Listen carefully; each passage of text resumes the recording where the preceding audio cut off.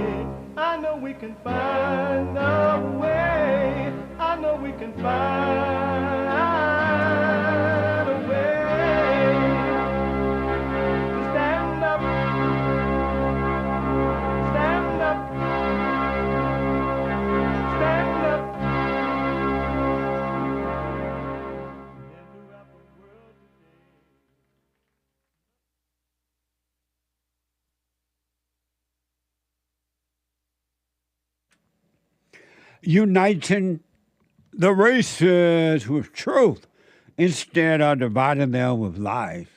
We're also rebuilding the family by rebuilding the man. I'm Jesse Lee Peterson. Good morning. Welcome to the show.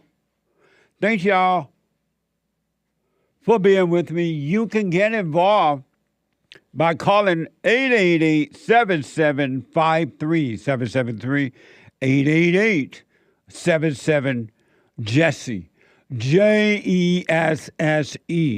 Jesse. My biblical question for this week. The biblical question, it is a doozy. And a lot of you are being helped from these questions because they are causing you to examine yourself. That's cool. Stay with it. What's trapping you? What's trapping you? Isn't it an amazing question? Really. We have every way that you can watch and support the show listed on jesseleepeterson.com/show, jesseleepeterson.com/show. And if you're busy and you're not able to just sit and watch the show, I know you can podcast it, but you can be listening while you're doing whatever you're doing anywhere in the world. We are here Monday through Friday, and we are heard around the world by everybody and their mama. And if you're black, everybody and their mama. If you're white, everyone and their mother. Amazing. You can call the listen line on Top Stream Live and continue what you're doing, or you can podcast it later. Call the listen line at 641-793-1500. 641-793-1500 on your iPhone or iPad. Follow us on social media, like, ring the bell, subscribe, and all the good stuff, all right? Jesse Lee Peterson on Instagram and JLP Talk on X. And to donate and have your comments read out loud, go to buymeacoffee.com/JLP Talk or Bond JLP Cash App. Bond JLP on Cash App. Amazing. It's Tuesday again. Believe it or not. Believe it or not, it is Tuesday again. Amazing. And every Tuesday, come hell or high water, every Tuesday is Country and Western Tuesday. Bring back, oh, bring back my country to me. Bring back my country to What me. the? Who let the dogs out? Woo. Amazing. Amazing. Who let the dogs out? Country Western Tuesday. Grandpa, tell me about the good old days. Tell me about the good old days. It's amazing that a lot of people will live in this country, be born in this country, but would never know about the good old days of America. They will be born into a country that is no longer a country. They will be born into a country where nothing but division exists. And as a result, confusion and hatred and anger, which is hatred, where men are weak and women are destroying. They're going to be born into a country that it won't make sense. It's crazy. And it's interesting to me that there are people in a country like America that is here, and their whole mission, they live to destroy America. That's what they do for personal gain. They're not doing it to help you. They're doing it for personal gain. Think about that, for money and perceived power. Think about that. in the United States of America, it's like a double sword, a two-headed sword. There are people who are doing everything they can, for whatever reason, to come here. There are people who are born and raised here. There are people who want to come here because they believe America is a better place. And there are people who live here that want to destroy America. Isn't that like amazing? America has changed from when I was growing up in America like I never imagined. It almost like when you talk about the good old days, that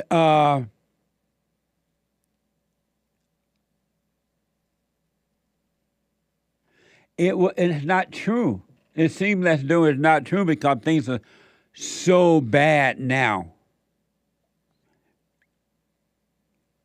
And they are using the blacks. When I say they are using the blacks, there are blacks using the blacks, there are whites using the blacks, there are abortion people using the blacks, there are the radical homosexuals and lesbians using the blacks, there are the radical Mexicans using the blacks. Everybody, there are the climate, quote unquote, changers using the blacks. Everybody is using the blacks when they want to bring on some type of personal destruction, an agenda. They are even using the blacks for that by using the word racism.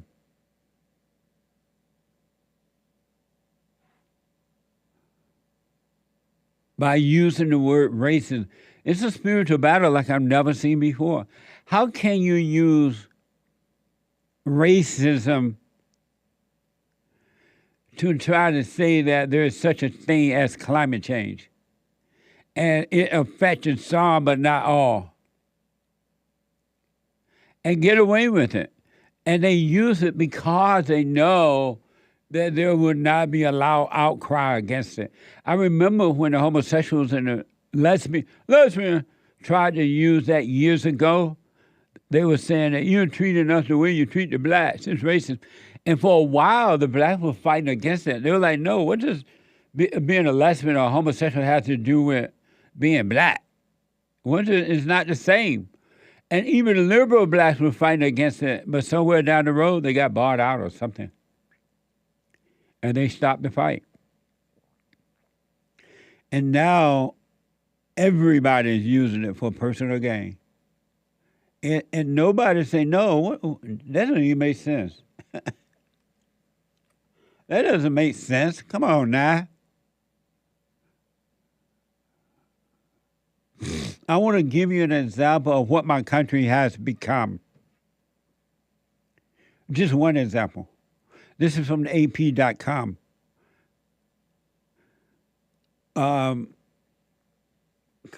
Conservationists at the National Archives are still working to clean up the building rotunda area after a pair of environmental protesters on Wednesday dumped powder on the display case housing the Constitution. Watch this from CBS and News 2. Share. Watch this. We are determined to foment the rebellion. We will not be held accountable to laws in which we have no voice or representation. We're calling for all people to have all these rights, not just wealthy white men. Be subsidized from fossil fuels To start moving towards real climate solutions. To change how we do things, we need to change systems and value the lives and well-being of people over the profits of the many. We need to declare a climate emergency. President Biden, please declare a climate emergency. America, please declare a climate emergency. This is terrifying.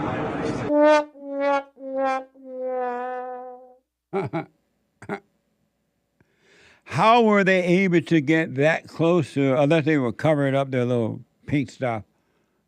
But this is happening in America. And white people are being used too, because they're giving you the idea that white people are to blame for everything, even the climate. White people are like God. They created the climate. God ain't got nothing to do with it. God has nothing to do with white. It's no wonder the world believes that white people are so powerful that they call white people white supremacists. They put white people next to God.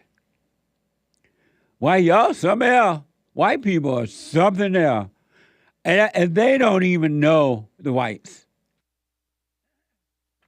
The whites don't even know the power they have.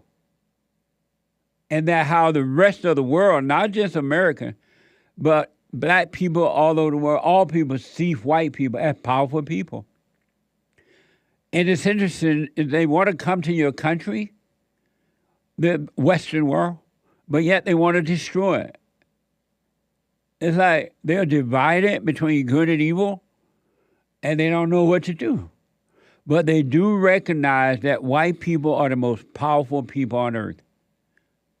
And some people thought it was the Jews who were the most powerful, but apparently it's the whites. They blame you for climate change. They blame you for the, not all, but the inability of blacks to be independent and make it in their lives. They blame you for abortion. They blame you for abortion and climate, everything. Y'all some else white people right on. No wonder they're trying to get rid of your religion, Christianity, right? And your statues and your monuments, because they are jealous. They are unable to do it themselves. And so rather than learn from you, they're trying to destroy it because they can't stand to see it. It hurts their ego. Why can't I do it? Let's destroy it. Why for y'all something else? No wonder your countries are so amazing. You built it with the help of God. Isn't that amazing? And yet, the whites are afraid to put you out of their country. The whites are afraid of shutting the borders down, stopping others from coming in. The whites have fear, but yet they're seen as powerful. Go figure that one out.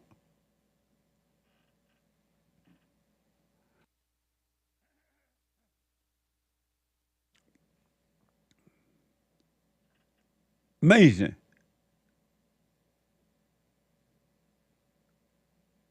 It is like amazing. Wake up. Shake yourself and wake up. Waking up is not easy. Really. I understand now when you get on that straight and narrow path of waking up. Some people on the path stop. They go back. And I have to tell you, if you're not ready, really, this is like a real serious, deep warning.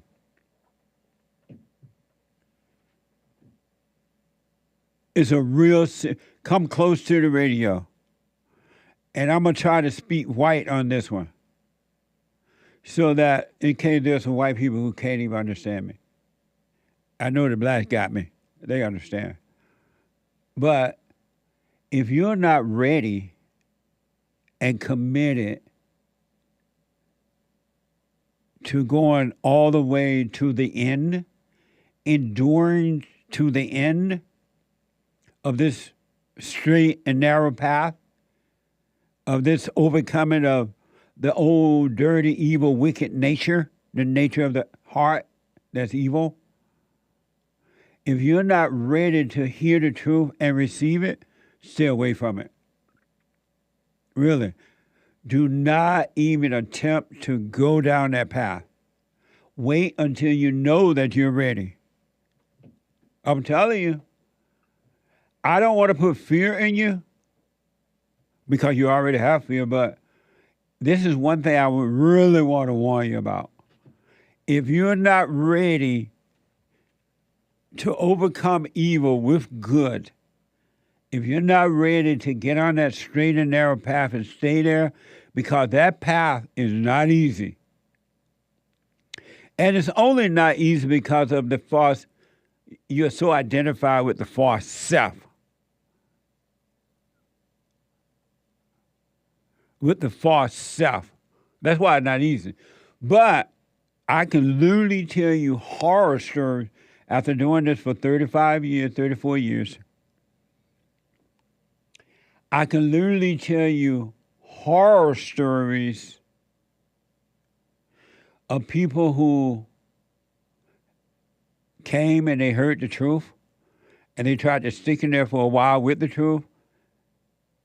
And then, but eventually they walked away from it and they went and joined some other church or some other organization or some other whatever. And or people who got on that straight and narrow path, they started prayer, they got on that path, and evil went after them from within and told them it was too hard, how long would this last, it's too rough, and they went back. They went back into darkness. What they are experiencing now, back in that darkness, is mind-blowing. It's best not to know the truth. It's best to stay away from it if you're not ready to he that endures to the end shall receive the prize, the kingdom of heaven.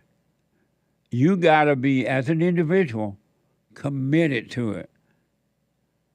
Really, or stay away. I'm warning you, stay away. It ain't going to be pretty for you. Because whether you realize it or not, there is evil and there is good and there's nothing else. Whether you realize it or not. So if you're not ready to really overcome evil and return to good, don't do it. Just stay in your hell. Just stay in your hell until you're ready. That's my warning to you. And I'm not making it up. I'm telling you from what I know for a fact. I've talked to, I've seen, heard, seen, and talked to people who, they even came to some of our fellowships and they heard the truth. And something distracted them and they went away from it. Or someone distracted them. Or something inside. And now they're catching, it ain't pretty. They're catching real hell. So if you're not ready for the truth, stay in your hell. All right? That's my warning. But do what you want. And because, even though I've been working on this for 30-something years now, because I know that, I see what has happened to others who have heard the truth and then turned away from it. And I understand now how evil operates. I understand what it's like to start the silent prayer and then stop. Not because I stop, but because what I hear happens to others who stop. And I ain't going, Ain't no way I would give up. And along the way, you're going to lose a lot and yet lose nothing. To lose family and friends and material things and to lay down your riches and follow what's right, you're losing nothing. But it seems as though you are to the ego, but you're not. And you don't have to try to make yourself lose those things. They will turn away from you because they can no longer identify with the good in you. The evil in them cannot handle the good in you, and they won't say that's what it is. They'll make up some type of excuse, blame you or whatever. But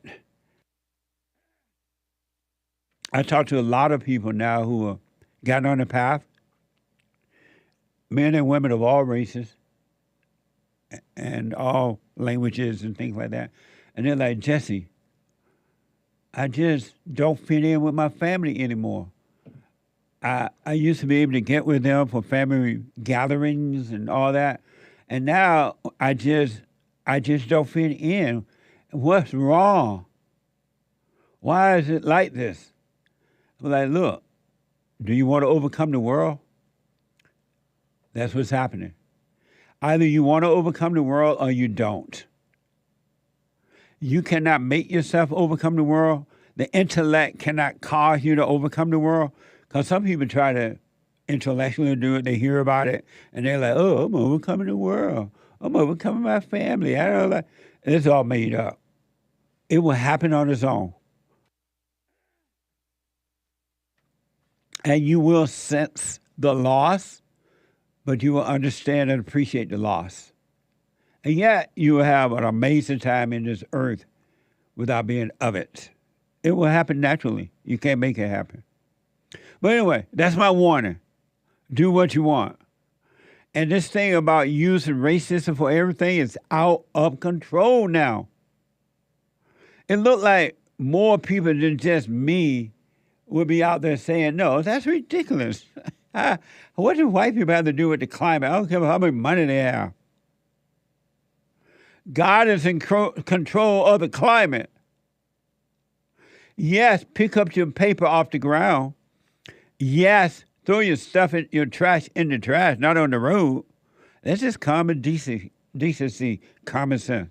But white folks ain't got nothing to do with the climate. But you believe it because you've been told that.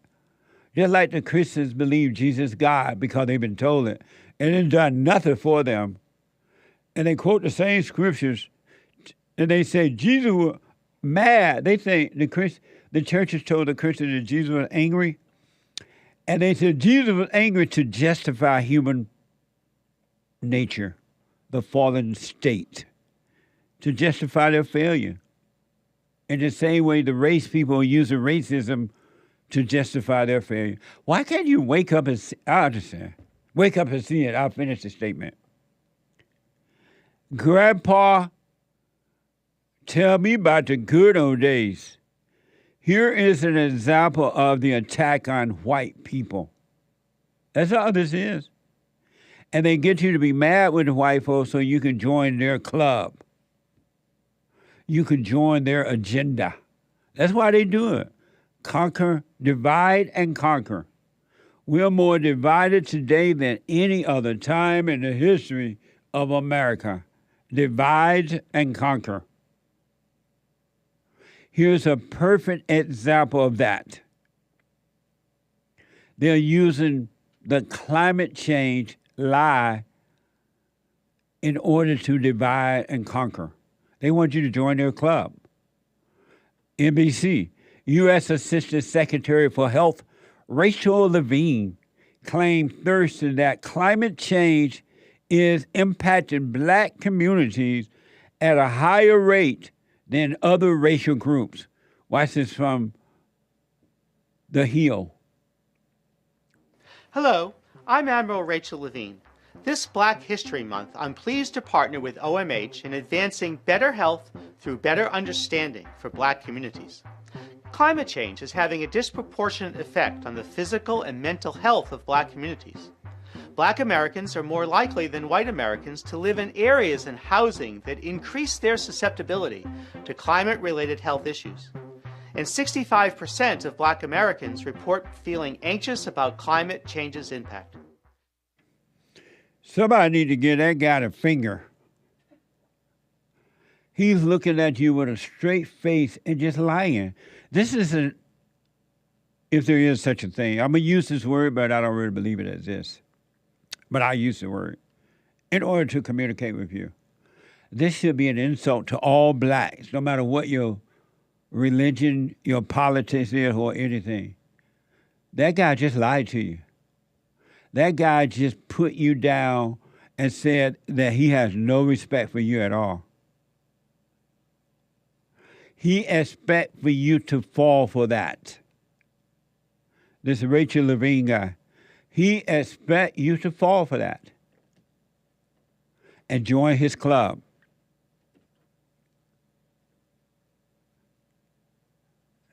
Rachel Levine, you are a liar. You're evil.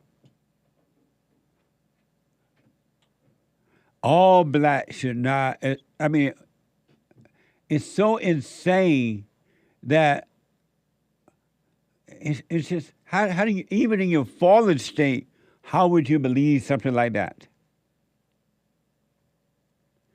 BBC.com is reporting that climate change is inherently racist. So God, the white man, is racist because he created the climate. We're a Jewish guy. They say God is Jew. They call him racist. He created the climate. Isn't that amazing? You don't appreciate the climate? Where's racism and everybody is on the earth? When it rains on one, if it's raining in your area, it rains on all. They go on to say climate change and racism, two of the biggest challenges of the 21st century, are strongly intertwined. Climate justice campaigner Assad Rehman says, we have to understand the connection between slavery, colonialism, and racialized capitalism, which created the condition for the climate crisis. All lies.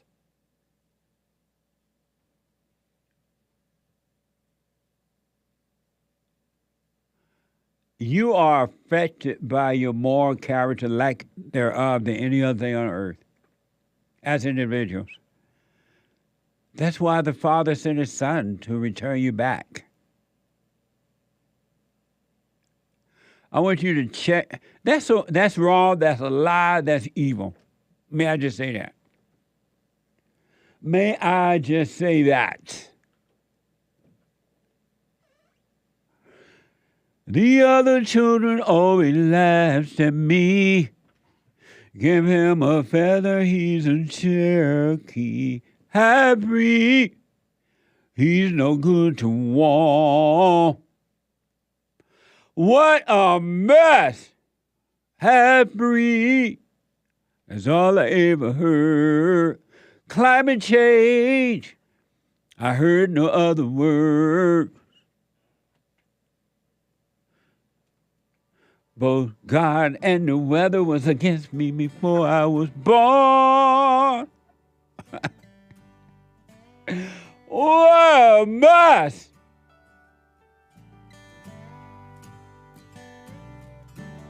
Talk about spiritual battle. If ever we needed you, Lord, we need you now. Come by here, Lord. Come by here. I ain't riding this horse for nothing. 888-7753. 773. Quick break. Back in a moment. Yeehaw!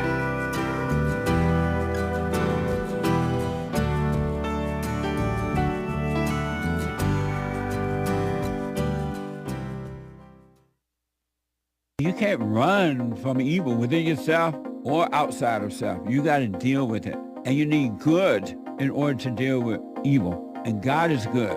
You need to return to the Father. And you'll see within you, He will fight the battle for you. And He will fight it without, because He will show you how to deal with it. And you will have no fear. Love God with all your heart, all your soul, all your might, along with nothing else. Nothing else means yourself, your children, your wife, your things, your ego, your reputation, and all that. You can't care about any of that. The children of anger will use it to control you. But if you love God, He will renew your mind, and none of those things will be before Him. And so when they go after you, oh well, you may take my body, you may take my things, but you're not going to take my soul. And that's a true reality.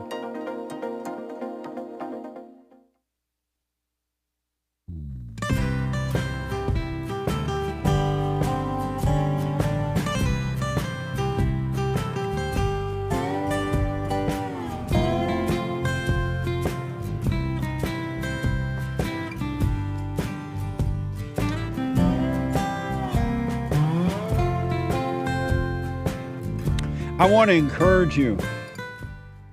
To check out my books. They are really amazing. Really. everyone that buy them and read them, they like the feedback is mind blowing because we're writing about reality and write about reality. We gotta. You must be born again. The first book is From Rage to Responsibility. From Rage to Responsibility. And the other one, my second one, is Scam, How the Black Leadership Exploits Black America. That had gotten worse since I wrote the book. It hasn't gotten better. That's what's so interesting. It's like in the writing, I predict the future. Jesse, you said there is no future, meaning that nothing's going to change until you change. And then the 7 Guaranteed Steps to Spiritual, Family, and Financial Success Guide. Now, it's a little small pocket guide. You can carry it around like you do your cell phone or your iPad or your computer. And if you do those steps, not just read them, but do them, you will be fine. Because those are the steps that no one taught me. I did them, and as I was just doing them, not even knowing what I was doing, they worked. Really.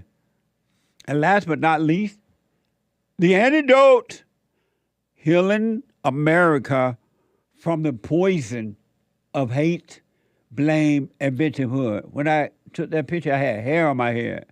What the? Bring back,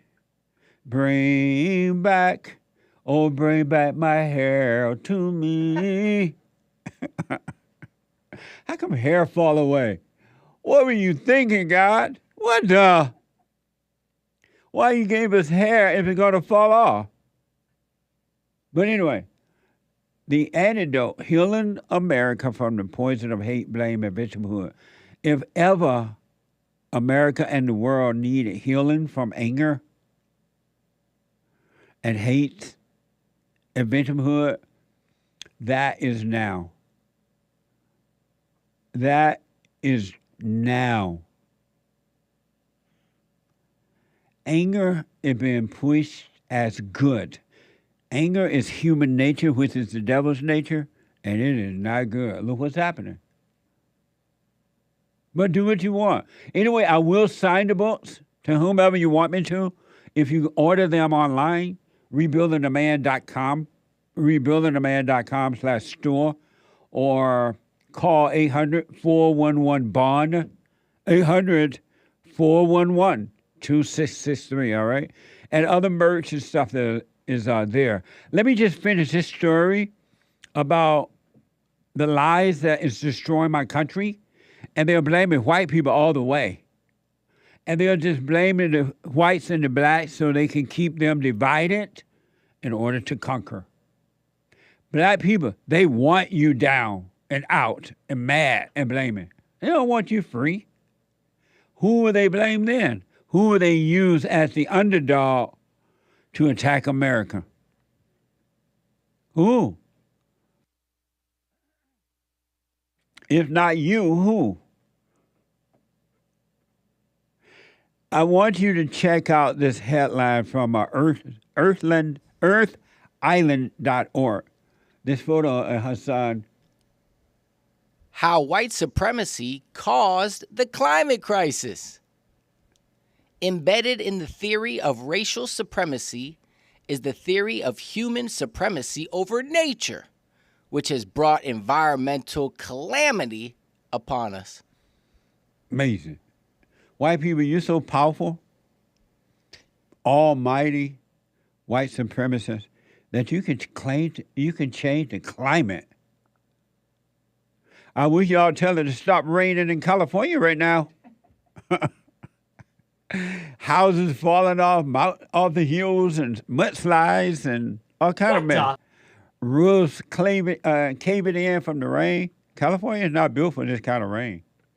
So white people, in your white supremacist mode, your ability to dictate the climate, tell it to stop raining right now in California, not rain anymore for another year.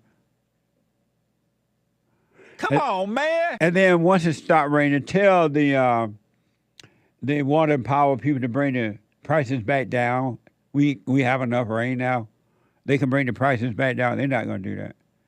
But white supremacists, in all of your God-given authority and power, tell the rain to stop in California. All right? They are using white people and black people for total hell and destruction. Here's another one from the Washington Post. Watch this. Whites are mainly to blame for air pollution. Right on, white. I want to be white. Whites are mainly, I got to read it again. Whites are mainly to blame for air pollution, but blacks and Hispanics bear the burden, says a new study. Poor blacks and Hispanic. Y'all just so weak. Y'all let the white man put pollution on you. They so powerful. No wonder they want to erase Christianity. Amazing. All power has been given to the whites. That's why y'all have the greatest countries. Because y'all are superior. Y'all are powerful. And the weakling want to come to your country. They want to destroy your country. They want to leave their own countries and come to your countries and destroy it because you're so powerful. No wonder Elon Musk is trying to make this thing and put it in your head, this computer chip or whatever, and make you walk. He's a powerful white man. He get up and walk. Elon Musk can make you walk. Elon Musk can make the sick become healed because he's white. No other race can do it.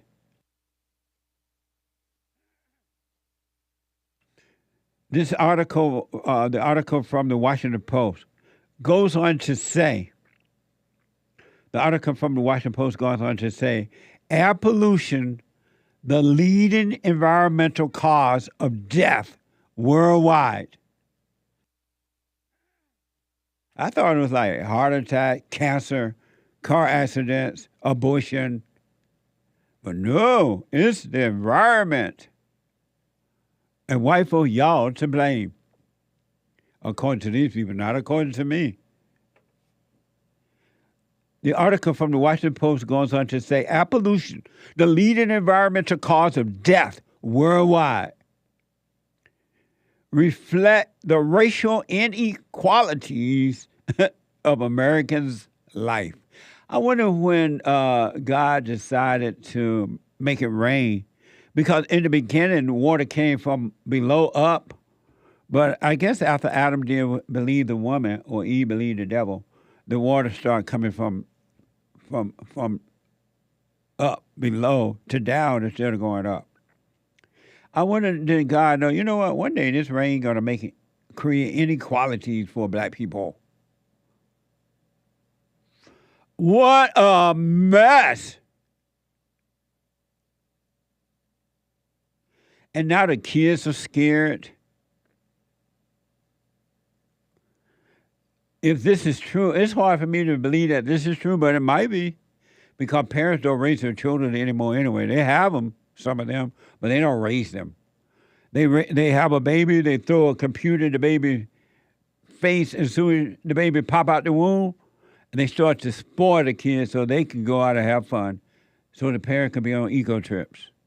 So this might be true and it might not. According to CBS, 59% of youth and young adults said they were very or extremely worried about climate change, and more than 45% said their feelings about climate change negatively affects their daily life.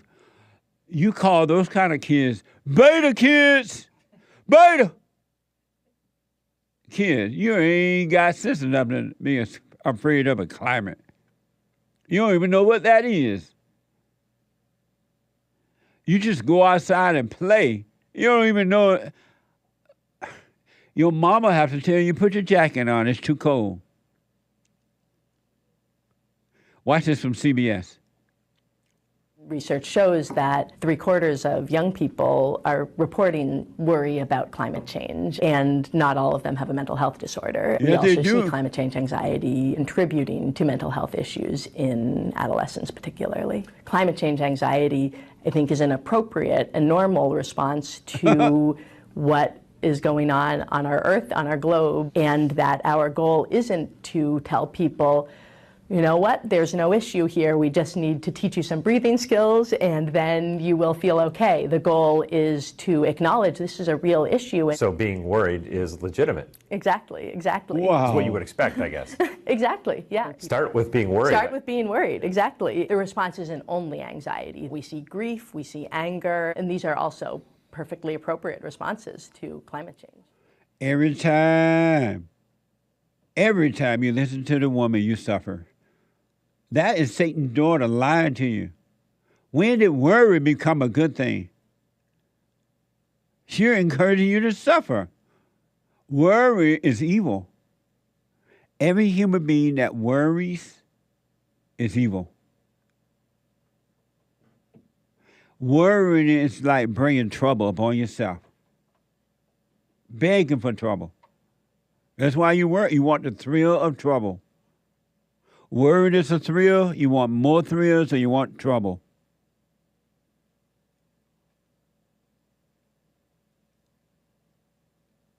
And Satan's daughter said, oh, worry. Worry destroys every fiber of the body because it's anger.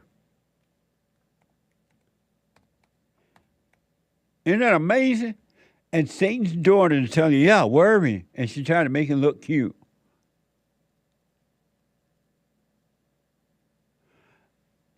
Amazing.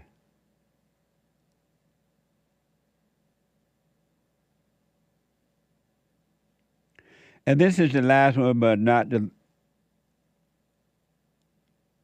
least. Y'all don't remember that Jesus told you not to worry? And Satan through his daughter telling you to worry. And Jesus said in Matthew somewhere in Matthew 6:25, I'm told, do not worry. Worrying is evil. Look how miserable you are when you worry. Are you happy worrying? But watch this. Now, you know the cows will come home when you hear this from Fox. In an Earth Day testimony before Congress, the 18-year-old Swedish activist Greta Thunberg, what's her name? Thunberg. Greta Thunberg. Oh, I like the way Hake said it. I hear him on the show mention it. Was asked how to parent children was asked how to parent children afraid of rising temperature. Watch this from Sky News. Well, this particular politician asked Greta Thunberg about the emotional toll of climate change on her child. I just wanted to ask you one question. I have a 9-year-old daughter. I have 3 kids. And I told my 9-year-old daughter that I was going to be speaking with you. And I said, what do you think about the climate change? And she said, the earth is on fire and we're all going to die soon. And I asked her how that made her feel, and she said it made her feel angry. What should I tell my daughter, and how should I help her and the youngest generation bear the emotional toll of the actions that we're taking? The best medication against anger and anxiety is to take action yourself. I would have said, I would tell your kids to go find some more parents. They got the wrong mama. Isn't that pitiful? That's evil. This woman put in fear her children. This is some dumb little Greta Thunberg or whatever her name is. Greta Thunberg couldn't find her way out of a paper bag. Where's that woman's husband? Now do you see why mothers need the husbands to be there to stand between the man, children, and her? Otherwise, she's going to destroy them like that. How you put your mind, let me ask Greta this.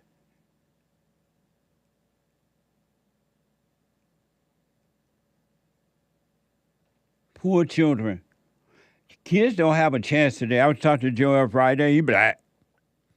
And he was saying, and I agree, kids don't have a chance today. Parents do not raise children anymore. It starts in the home. If you don't start in the home with the children, you're setting them up to go out into the world to destroy them. Raising children gone now. And white people act like they don't even know how to raise children. I'm getting a text from the anchor babe, I guess. Let me see what he's saying. He said ignore it. He's bad. Huh? He's saying ignore it. No, he's bad. My bag. Oh, he didn't mean to send that. Yes, sir. Ooh. What a mess, huh? Here's the solution. Seek first the kingdom of God and his right way. And love him with all your heart, soul, and might, along with nothing or no one else. You'll be fine. Wisdom will come and it will blow your mind. It will make you free. It'll set you apart from the world. And I'm saying this to all people. The Son came for all. God was not willing that anyone should perish. Is not willing. But he'll let you perish if you want to. He's not going to come down and grab you by the face and drag you. He'll let you stay right where you are until you reach out. Anyway, let's do Super Chats and then the phone call. Super Chats. Over on buymeacoffee.com, Free Your Mind says, Morning, Jesse from New Zealand. Do I need to forgive everyone I hurt?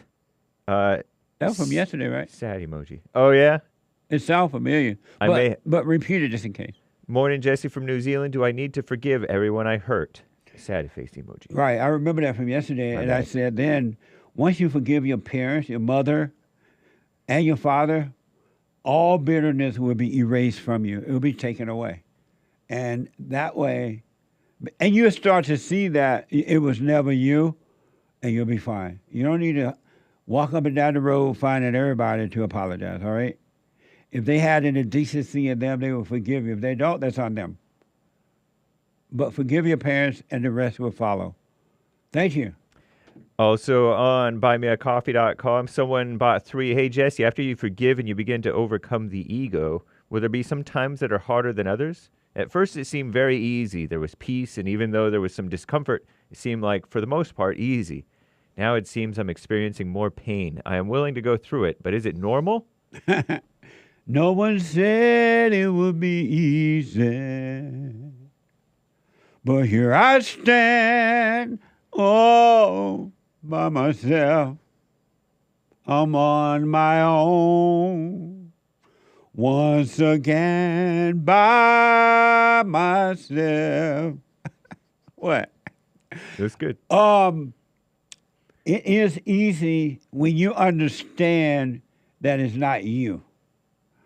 The voice that you hear in your head after a while just said, oh, this is so hard. This is so rough. How long will this last? How long will it take? When will it be over? That's not you. Screaming in your mind and body, those are spirits of evil. And if you can see that it's not you, you just lay your weapon down and it wouldn't be hard at all. Because you feel the pain in your body, but you would know it's not you. I do understand what you're saying, but it's not you. Stay with it, stay with it, stay with it.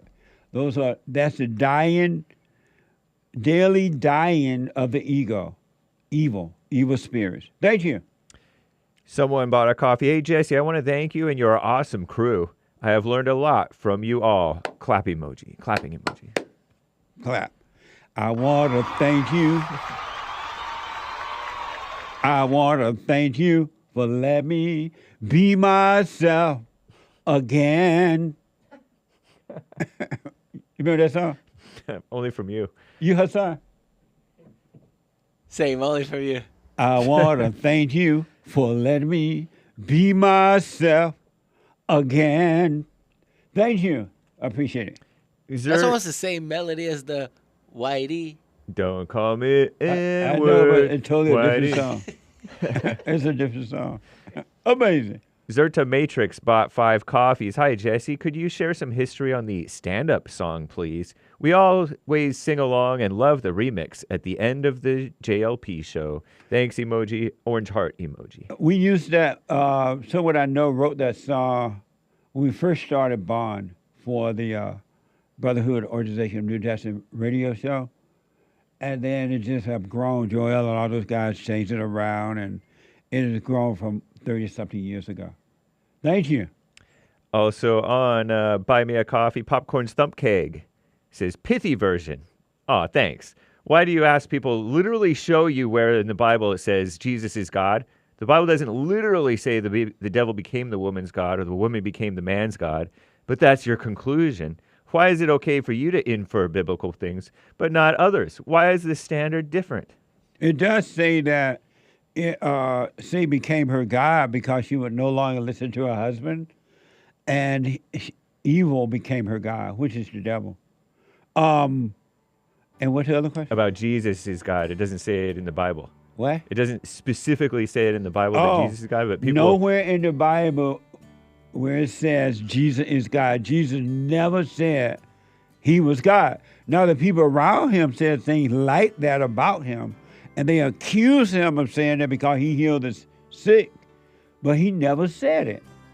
And so the intellectual Christian is following the devil telling them that, keeping them in the intellect, never knowing the truth. Amazing. Thank you.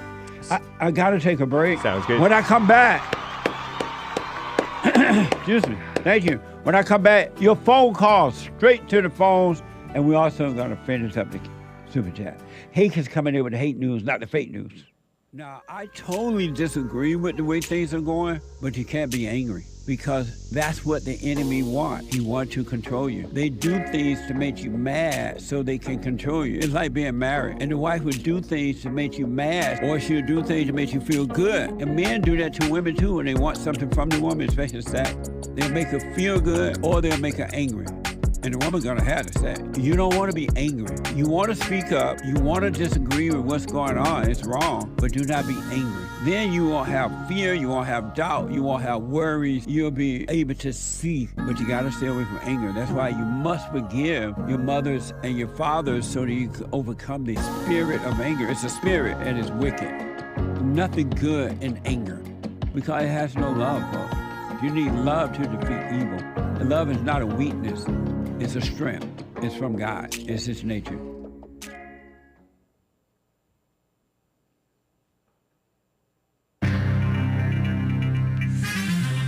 Evil Biden is giving money to clean our water. Nice. Ukraine propaganda, I have it for you. And Israel-Palestine war drama. Some people care, right? Record rainfall in Cali. Is that happening? Lenny Kravitz got an award. He gave an emotional speech. And fans want T Swift married already to Travis Kelce. That's how you really pronounce. That's how I really pronounce it. This is the end of hour 1 of the Jesse Lee Peterson Show. It is Tuesday, Country and Western Tuesday, February 20th, AD 2024. Stay tuned. Hang tight, callers on the line. The lines are full. JLP will get right back to you. Hang tight, listeners, or you can go away, get your coffee, and then come back after Hake is done. But Hake news is not fake news, is coming right up at you right now. Biden's going to save us from dirty water. Call me Nonsense Network. CNN reports all U.S. states and territories too, will receive a new round of funding to help clean up the nation's dirty water. The Biden administration announced that today. The bipartisan effort, meaning evil effort, always. Bipartisan always means evil. Well, at least virtually always. The effort aims to fix America's vast underground water system and replace miles of corroded pipes. That means rusty, I guess, or something. Supposedly creating health risks. So, whatever. Ukraine propaganda, your daily dose, open wide. Here it comes. Ukraine's army is under pressure as Russian forces are making advances ahead of the 2-year anniversary. Happy anniversary of the invasion this week. Unhappy, right? This comes as Moscow, that's the capital of Russia, I believe, right, is facing global homo criticism over the death of opposition figure Alexei Navalny, who died at the tender age of 47, with thousands inside Russia taking to the streets in protest and honor, supposedly honor, of his memory.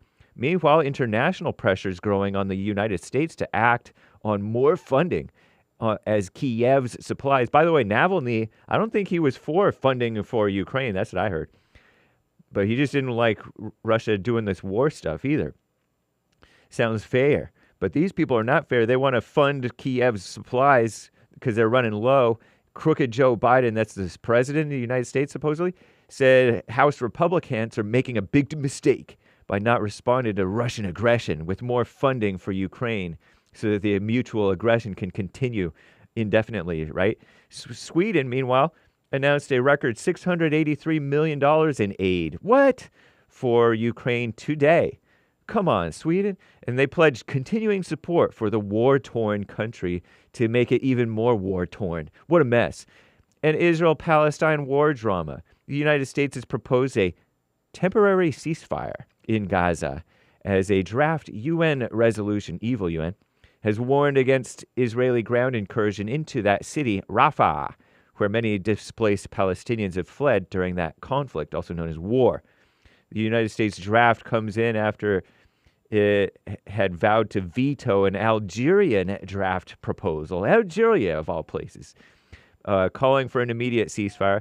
The evil UN Security Council will vote on the Algerian draft today. The United States traditionally protected their ally Israel, so quote unquote, from UN actions, and they've repeatedly resisted calls for a quote unquote ceasefire, emphasizing what they claim is Israel's right to defend themselves after Hamas's terror attack October 7th, several months ago, 4 months ago, something like that.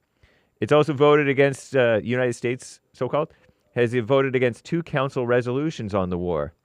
So the U.S. draft also calls for the release of Israeli hostages to be privately discussed today. What a mess.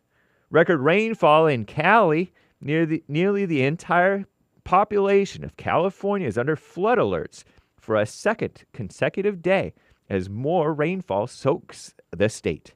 In Los Angeles faces significant flood threats. Part of the city could see its wettest February ever recorded if it picks up 3 inches of rain this week. The Santa Barbara airport's been shut down due to dangerous conditions, flooding and all that mess. So SoCal, we'll see what happens. NorCal, flood watches too. I'm James Hake. Now back to JLP.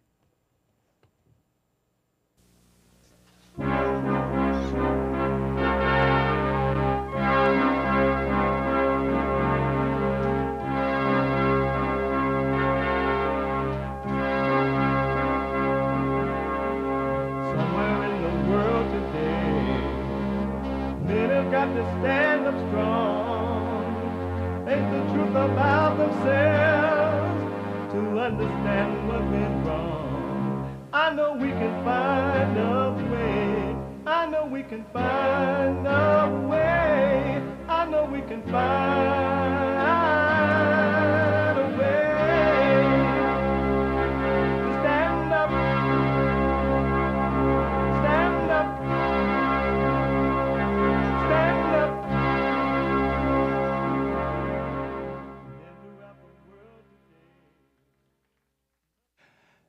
Uniting the races with truth instead of dividing them with lies. We're also rebuilding the family by rebuilding the man. I'm Jesse Lee Peterson. Welcome to the second hour of the show already. You can get involved by calling 888-7753-773, 888-77-JESSE, Jesse, Jesse. My biblical question, what's trapping you? What's trapping you? Don't you want to know that for yourself? What's trapping me?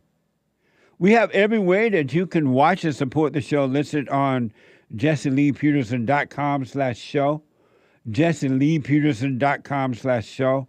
And you can also listen to the show on your iPhone or iPad.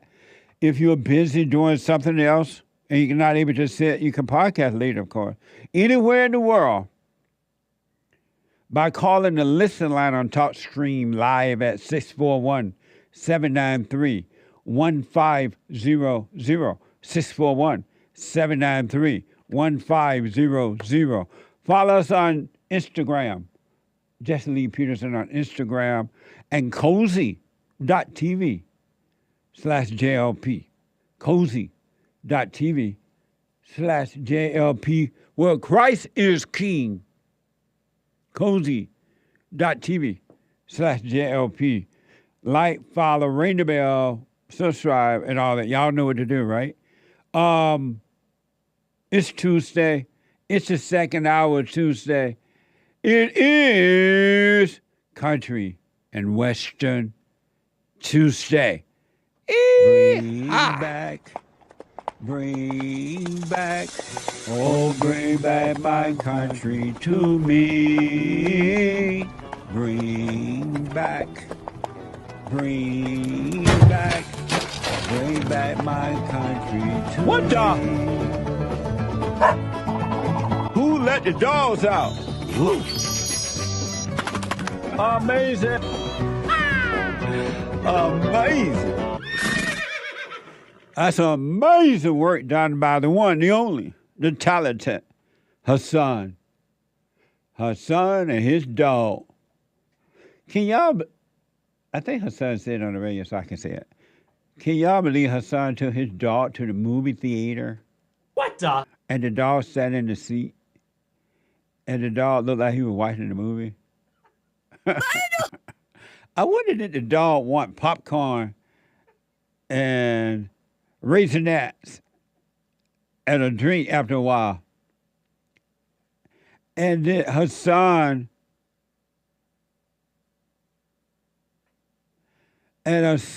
went and got him some. Raise your hand if you believe if the dog asked for a drink or a popcorn, Hassan would have gone and got it. I believe it. Undella from all the way from Mommy, Africa, South Africa. Undella, welcome to the show. You're on the air. Hey, Jesse, how are you? All is well, sir. How are you? I'm good. Can you hear me properly? I hear you loud and clear. Oh, good, man. Thanks. What time is it in South Africa? I was actually watching the problem that you guys have with the borders and stuff. Yes. Man, I don't know what's happening in America. Like, you've got the dumbest president ever. But as for me, I understand. Probably Joe Biden works for the devil. I don't know what's happening with him. You guys send money in Ukraine and in all other parts of the world, but you can't use some of the money just to secure your own borders in America. Well, man, I really tremble with that. I'm like, how stupid is this? What's even worse, Jesse, when I used to grow up and all that, when we used to go to school and all that, and then we had these dreams about going to America, you understand? Even if you were just walking in college and then you just breathe in and breathe out, it's like you would smell America. Man, these days, I don't even have any, like, me and my friends, and probably now we have businesses and all that. Like, we don't have any desires to say that, you know what, let me just go and expand, put something in America. Let me just go and open a business in America. Like, it's chaotic right now. Yeah. Amazing. And And what's even sad is that I had hopes when Trump was president because I saw a lot of changes. I mean, taxes went down, and then prices of fuel went down. And then now, I thought by him coming back, running for president again, trying to run for president again, I mean, that would be another relief if he could be a president. But now it's even worse because now they threw him with outrageous, confusing bills that I don't even know where they come from, like fines, like 355 million. It's clearly that they want to weaken him. They want him to be silent. They want him to shut up. And then they want to continue, Joe Biden and them, they want to continue with this riot that they are busy doing in America. It's even bad.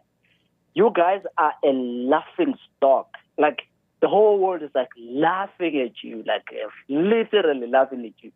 And then back in the days, we used to compare you with China and all that. I mean, China is taking over. Like, China is way ahead of you, like way ahead. And I don't know who's gonna fix America, but it's a mess. It's a sad mess. It's sad. Amazing. They want it this way, Andela. They want they're turning America into a socialist society, and so they want it to be. They want us divided. They want us. This is deliberate. That's why they send money to Ukraine, but they would do nothing about the borders because they want Americans afraid. They want us divided in order to conquer us. They want money and power, and the way they get it is just to do what they're deliberately doing to destroy the country. But we'll see. You know, it's not over until the fat lady sings. Donald Trump is I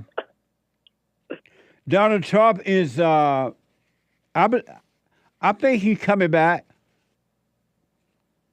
Do you believe so? Yeah, I think, again, I don't know. I have a wait-and-see attitude, but I think he'll be back. He'll be back. Man, for me, I don't know. I really don't know. Because it's the same thing that's happening here in South Africa. Yeah. You know, they had all the blacks divided. Yeah. And exactly the stuff that you comment on, that blacks, they always play victims, this hating game, you know. And what's worse, they even done for South Africa. Some of the whites left South Africa. Yeah. And what's happening now, and we even witness it in our neighboring countries like Zimbabwe. The ex-president, he passed away, Robert Mugabe from Zimbabwe. He chased all the whites outside. Yeah. And then Zimbabwe operates now on a closed economy. No country wants to trade with Zimbabwe. All that's happening in Zimbabwe is corruption. People are starving, very, very hungry. To such an extent, I saw kind of like few white people moving into agriculture, farming, and all that. The blacks were so happy seeing the whites coming back. Yeah. They were so happy. I remember that. Yeah. What a mess. So let me. So Andela, let me ask you this before I have to run here. What's wrong with the blacks around the world that they are not capable of building things and being independent thinkers and being free? What's wrong with the blacks? Man, I could tell you this, but your question is very big to such an extent that from a spiritual perspective, I would say that, one, they have a lot of anger, and back to what you're saying, they're playing this victimized thing. And then all these policies that are introduced by these blacks who are in power, who are in governance, giving blacks free things, free grant money. It's happening here in South Africa. They all get free grant money every single month, you know. So they are too lazy to such an extent that blacks don't even have accountability. It's a mess, man. I think they're possessed or something. Amazing. So I got to ask, what time is it over there right now? Right now it's about 5 p.m. Yeah, 5 p.m. I think you guys are behind, but I think we are ahead of America by 7 hours. Amazing. And how's the weather? How was your day today? It's very sunny, beautiful weather. Amazing. With a bit of wind. Yeah, it's very beautiful. Andela, I appreciate your call, man. Call me again. Okay, thanks, Jess, man. Stay blessed. I will. It was a powerful call. Thank you. Thanks, man. All right. Amazing. It's the same thing everywhere for the blacks. And I know it doesn't have to be that way. But it's not going to get better until each black person become an individual again. You got to break away from the group. In life, period, you must overcome the group and be willing to stand alone. When my parents sent me out when I left home at 18, I left Alabama, I left a plantation to California. I had to stand alone. They were not with me. They were back there somewhere. I had to go through everything on my own. I'm on my own, by myself. One more time. No one said it would be easy. But blacks, you got to stand alone. The children should be protected by their parents, but adult, male and females, y'all got to get away from the black thing. Being mad ain't the answer. It's keeping you down. And they know it, and they want to keep you down. AJ is the first time call out of Texas. AJ, welcome to the show. You're on the air. Good morning. Good morning, AJ. Hey, first I'd like to say, man, your show is amazing. Amazing. I appreciate you. Yeah, it is. I appreciate the authenticity in it. It's great. But yeah, man, that just listening to this morning, and even the phone call that just got off, that gentleman was from Africa. Mommy Africa. And he gets it. He's not even here in the United States, but he gets it. He's yeah. Like, people wake up, man. This is it's a game being played in front of you, and you're playing it. Yep. And the sad part is the game is made for you to lose. Yep. That's deep. Absolutely, man. It's not set up for you to win. It's set up for you to lose. Absolutely not. Absolutely not. Me personally, my mother's African American. My father's Hispanic. Raised in, and it goes back to that cultural barrier where you said, I remember you talking about it one time, raised in a single family, a single mother, African-American woman going through the struggle. I was raised in poverty, and the food stamp shenanigan, the whole nine. I played the system, and that was what I thought life was. I thought that was life. I was blessed to be surrounded by multicultural people. And the last thing I saw in the old times, especially the 90s, was racism. I saw my brothers. They white, Mexican. I grew up with these kids. I graduated high school with them. I went to school with them from elementary to high school. We played football together. I mean, we did things. I built hate with these boys so they can go to parties, stuff like that. Yeah. And as I got older, even to this day, some of my white brothers, I can call on them, and they will take care of me quicker than some of my actual kinfolk, black brothers. Yeah. Nonetheless, Nonetheless, me being introduced into these different cultures, it opened my eyes to where I could say, I can do these same things that these people are doing. Yeah. I don't have to be a part of the game. I don't have to be a part of this. Like the gentleman said, they give everything for free. That's a trick. That's the whole point of it. They want you to be disabled. They don't want you to enable yourself. And that's horrible. That is horrible. That's amazing. That man's in Africa and he gets it. I know, man. It's amazing. But why do you? It is amazing. Why do you think, AJ? Why do you think it's hard for most people to wake up? Well, we use the generational curse is the term, but it's probably something technically called, but it's all they know, all you know. Yeah. Like, for instance, that's all I knew. The only way I was able to get out of that mind frame was to step outside the box. AJ is not in the black and white area. I'm in the gray area, my friend. Right on. I don't see it. I don't see anything black or white. I don't see that. And this is a touch into the spiritual aspect you were talking about. Is that journey that you're talking about, sir? Yes. I know all about it.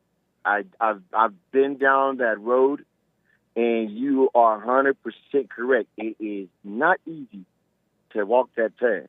And the further you get down the path, the harder the challenge is.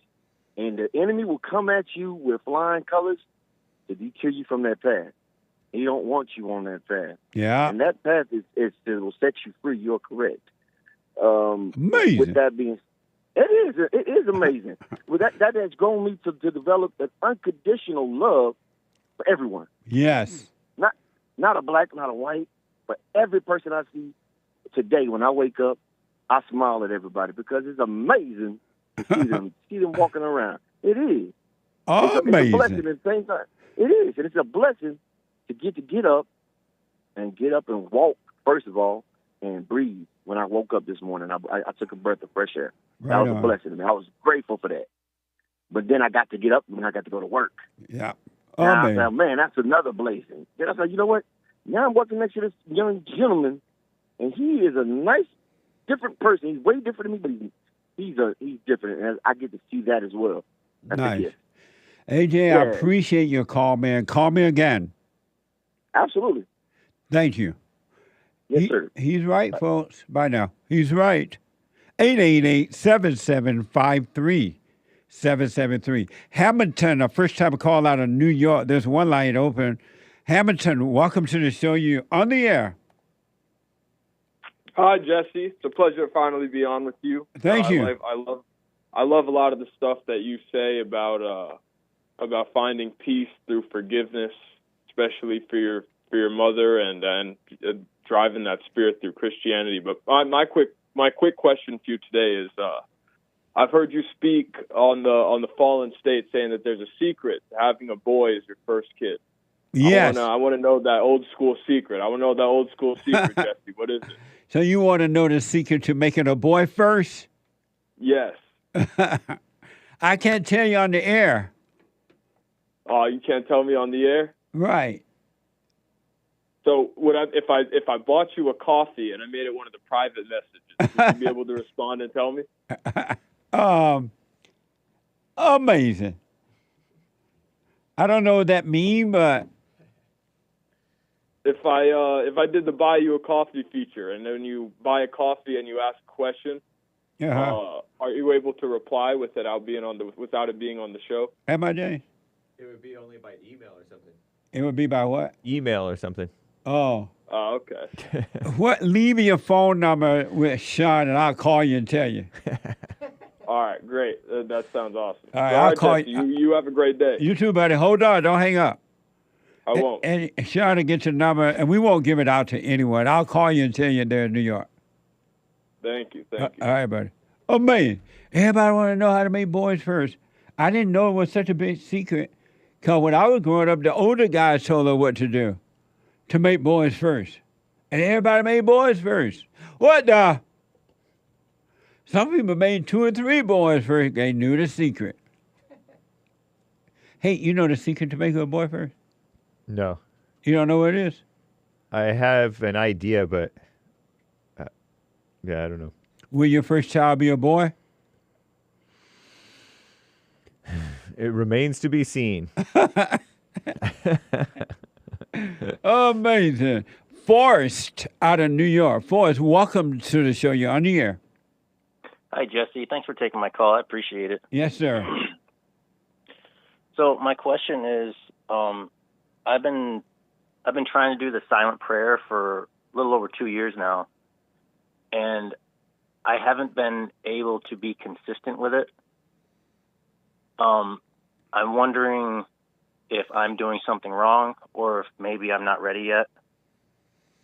And what do you mean by You haven't been able to be consistent. So I can do it. I do it every morning, but there's like 2 or 3 maybe days a week that I don't do it before I go to bed. And why not? And I think my vices are getting in the way. That's what I'm seeing, I think. Oh, I see. And I'm just wondering if I should keep trying to do it or if I should just stop messing with it. If you want to overcome, you should stay with it. And don't judge yourself either good or bad, right or wrong. When that happens, just know you didn't do it, and the next night do it. That's all. Just go back to it. And eventually it's going to become easy and natural for you. Just don't give up. Okay. And also, don't have an opinion about the prayer, if it's working or not. Don't judge it as working or not working. Don't judge it as good or bad. Don't judge yourself. I'm telling you, Forrest, you're going to find yourself on that path, and it's going to be easy to stay on that path. No matter whomever drop off, you'll stay there as long as you drop all opinions about anything. Okay. You're neither right nor wrong, good nor evil, sinner nor saint, or any of those things. So drop all identities and just stay with it. You'll be fine. All right. I will. And along the path, if the demons inside of you, and they will, get busy and they start saying to you, oh, this is so hard, I can't do this. How long will this last? I thought it was gone, and blah, blah, blah. Don't identify with those voices and feelings either. They're not you. Those are demons that are fighting to stay in your body. And so don't identify with that either. Just watch it. Consciously watch them, and you'll see what happens. They will be taken away from you. Okay. All right? You're doing fine. Yes, sir. All right. Anything else? I'm sure there'll be something sometime down the line, and I'll call you back when I get something. Yeah, so you forgave your mother? I did. How did that go? I didn't know. So when I did, I was trying to build up I was writing a script in my head on how it was going to go, and it just wasn't going to happen that way. So I just went and I just did it. I actually just went and did it. Right on. And it was over pretty quick. I went and forgave her and my father together, because they were just right there. And she seemed confused by what I was doing. She seemed confused, like she didn't know what was going on. She wasn't confused. She was pretending. She wasn't ready to hear the truth. Yeah. It was an act. My father kind of stuck out to me the most because he looked me right in the eye and he said, I totally understand what you're talking about because I had to do that with my mother. Wow. That's amazing, huh? Yeah, it was pretty wild. He totally understood, and he was just like, yeah, I know you had to do it.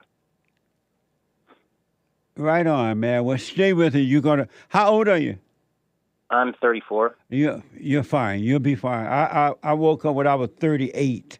So you're ahead of me. Nice. All right, buddy. Stay with it, all right? Thank you, Jesse. Okay. Amazing. I'm telling you, once you get on that path and you stay there and you endure whatever to come, and you endure consciously, meaning don't go unconscious, I'm telling you, this for men and women, for all people. It will be amazing. Let me go to John out of Texas. John, welcome to the show. You're on the air.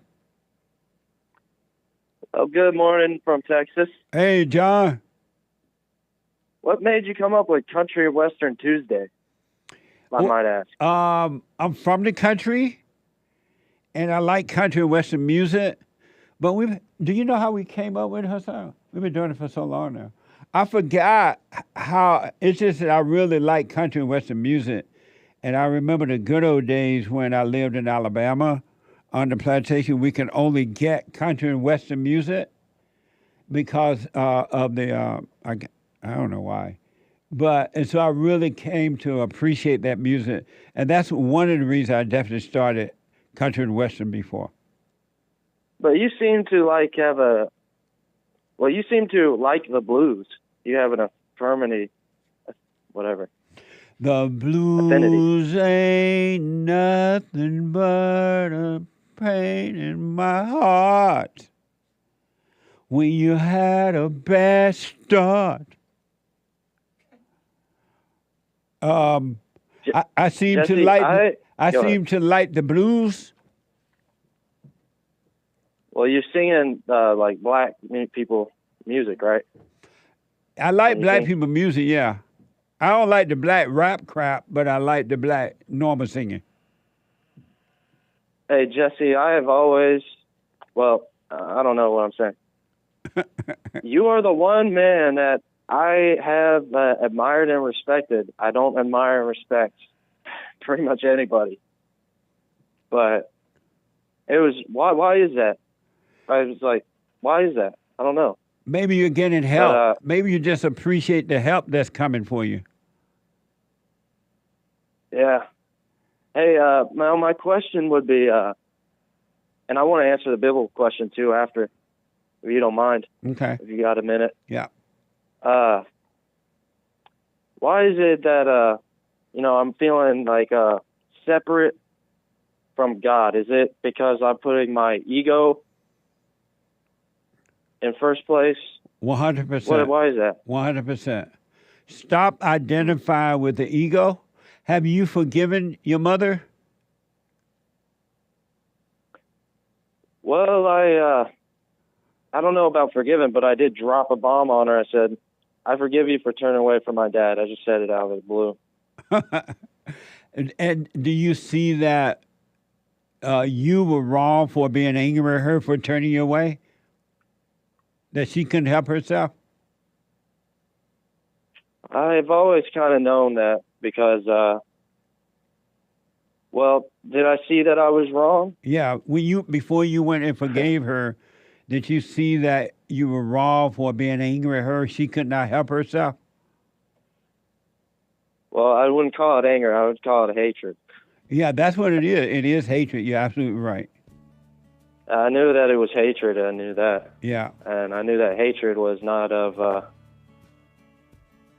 I don't know what I didn't really observe it. And I knew it was hatred. Did you forgive your father?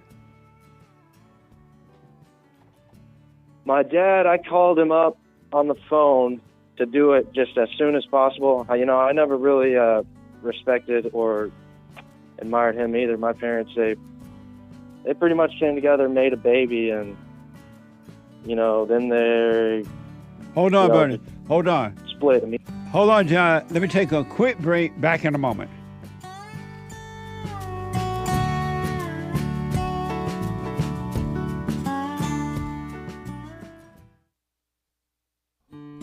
We have a counseling service, and I have to admit, thanks to God, it is the best counseling service on this side of heaven.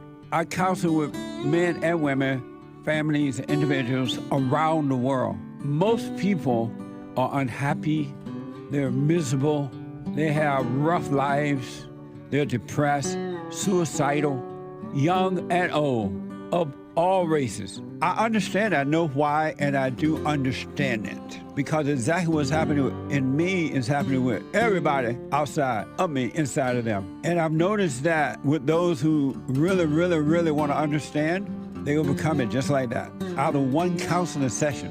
If you need counseling, you can go to rebuildingaman.com or call 800-411-2663. 800-411-BOND. Best counseling service on this side of heaven.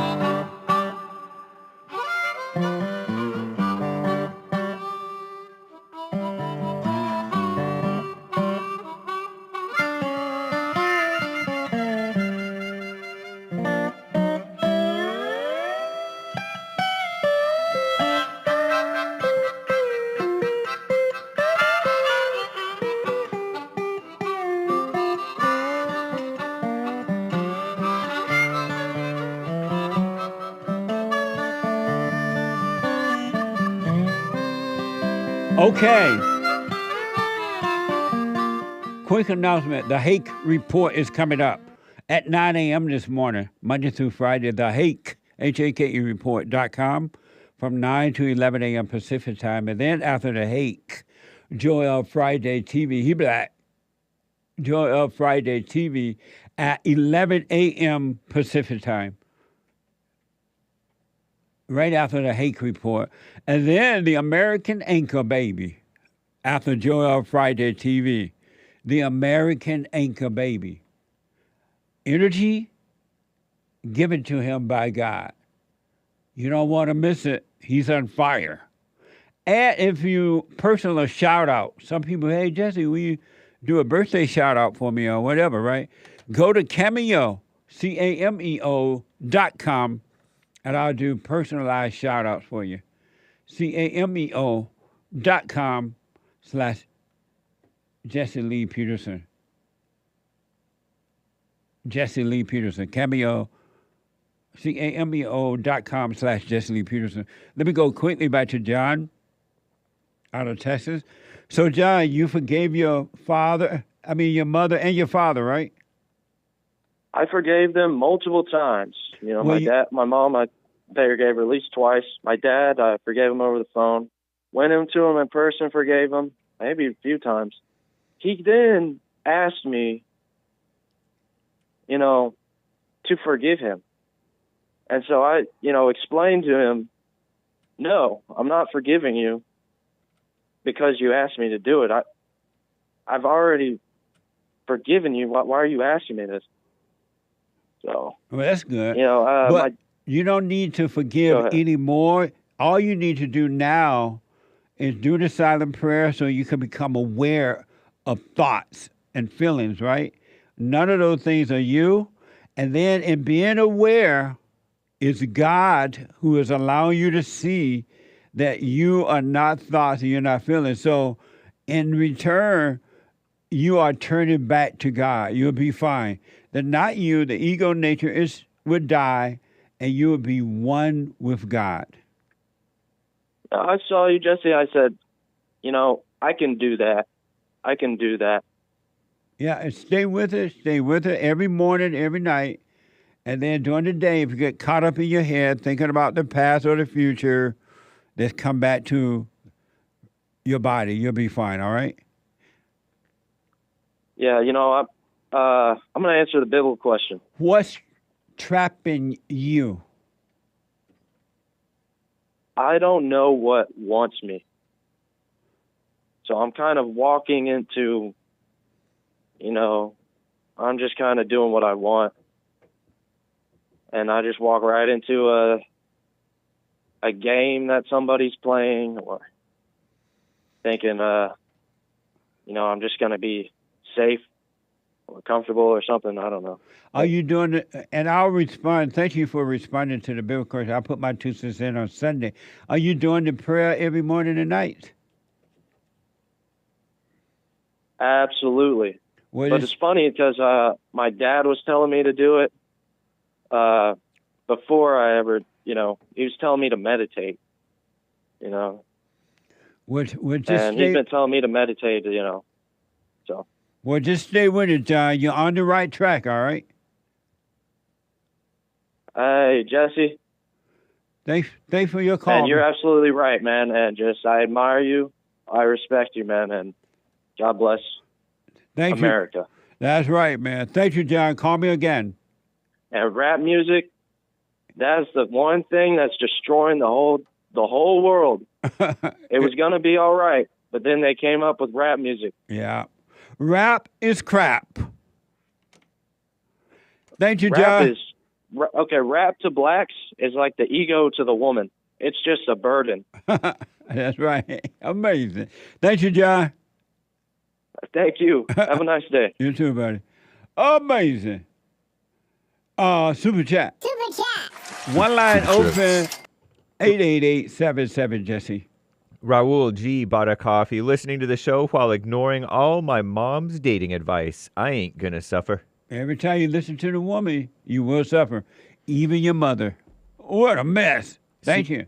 Sion C bought 3 coffees. Jesse, love. What do you think about surgery with these insurance money-loving doctors? Is it a good idea, or will they mess you up more? I'm scared to go for surgeries. It's a nerve problem for a car accident I had a long time ago. Now it came back strong. Ask Hake how he's been after his back surgery. I understand your concern about these things now. You're absolutely right. But just take your time, and maybe you can find a doctor that's kind of been around for a while, so it's not an affirmative action doctor. Get some recommendation from people who had surgery with this doctor. And I totally understand, because now they have this affirmative action stuff going, and they're putting these unqualified people in based on color and gender. And you're putting your life at risk when you have surgery or fly or anything now. So take it one step at a time, one day at a time, and you'll find the right one. There's still some good ones out there. They're older, though. You have to find the older doctors. What a mess. And hopefully a male. A mess. Yeah, I found a male. I didn't have back surgery, but I had I made sure it was a man, and that it was the closest thing to white that I could find. Right. And competent. He projected confidence and competence. The Jewish doctors seem to be good, too. Yeah. I remember when I had some eye issues, I went to the Jew eye doctor. Nice.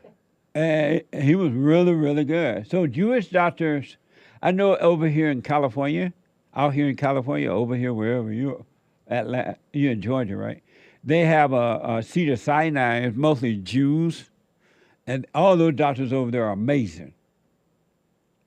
Nice. Amazing. So, but just take your time. Get you a good white doctor, a good white male surgeon, or a Jewish one. You'll be fine. I wish you well, Sion. Amazing. Thank you. Evgeny Crosby gave a diamond. Rachel Levine is something else. Is it the cigars? No. Amazing. Thank you. I censored it a little bit. Stan69 with a couple of diamonds. Why is JLP holding the lead rope and not the reins? That ain't how you ride a horse. Hold the reins. But he is. It's coming from the rein. That's the lead. That's the rope that you use to lead the horse if you're leading the horse. Normally the rein is right here. The rein, I see the rein over there. It's right hanging here? down low. Oh, right here, right? Yeah. Yeah. It's right here. The horse is just standing right now anyway. Yeah. Thank you. He's just showing, this is the lead rope. Yeah. Thank you, Stan69. I appreciate it. Little Jesse. Oh, amazing. TWPB says, Jesse Lee, can we get more audiobooks on Apple Books? Ask Prager if he can read it for you. Nice. I'll get someone to do that. Thank you. Nice suggestion. Yeah. David, 3 coffees. All this talk about dogs yesterday. Hassan needs to change his new song to Waiting on Dog, Waiting on Dog, Waiting on Dog. And he waited on me to feed him. Yeah, he seemed to love the dog more than love God. Amazing. Matthew on YouTube, 3 coffees. I think Hassan playing about the dog. I don't think it's real. Yeah. He's just playing. Of course. Amazing. Amazing. Thank you. He did it for a prank. Yeah. Took his dog to the movie theater. He was just joking. Yeah. 3 coffees from Matthew on YouTube. What did he do when the dog said he needed to use the bathroom? He said, just go over in the corner. Probably. Thank you. Let us not forget 2020, the year that people... Who is this? Matthew on YouTube. Okay. 3 coffees. The year that people of the entire world were gaslit into an even deeper insanity and the devil was celebrated. The fever dream of today was engineered by evil. Is that his? Men need to stand up. Bond has the antidote, y'all, and it's perfect peace. Thank you, Jesse. Go. You're welcome. Go and forgive. The key is forgiveness. Before you enter into the kingdom of heaven within, you must forgive. It's so clear, and yet the most simplest thing to do is the most omitted thing to do. What the? Amazing. Thank you. Soul Conscious bought our 6 coffees. Jesse, thank you for an amazing Sunday service. Do you think men and women will ever come together like the good old days? I don't know, but I do know the men and women who are waking up, they're becoming family, spiritual family. Your real family are those people who truly wake up and return to the Father. And so I do see that that is happening. Absolutely. Thank you. Also on Buy Me a Coffee, Diehard79, now a member, monthly supporter. Thank you. He says, thanks for all y'all do. Much love to y'all. Been watching for years. Amazing. And thank you for helping us to do what we're doing, helping us to help others. I appreciate it. White Lion bought a coffee. 1, Kalergi plan, or Kalergi plan. 2, Israel pre-selling beachfront houses in Gaza. 3, Synagogue of Satan. What? 1, Kalergi plan. What does that mean? I don't know. I forget what it is. Oh. I've heard about it, but I forget what it is. Oh, okay. And 2, Israel pre-selling beachfront houses in Gaza. Nice. And 3, Synagogue of Satan. Amazing.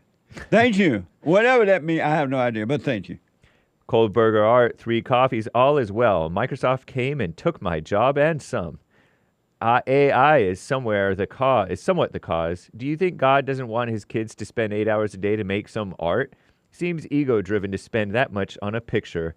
Big smile emoji. Or big smile, colon and D. So this person is an artist? Yeah, he's an artist. And he want to know if God for that? Yeah, Microsoft took his job. AI is somewhat the cause.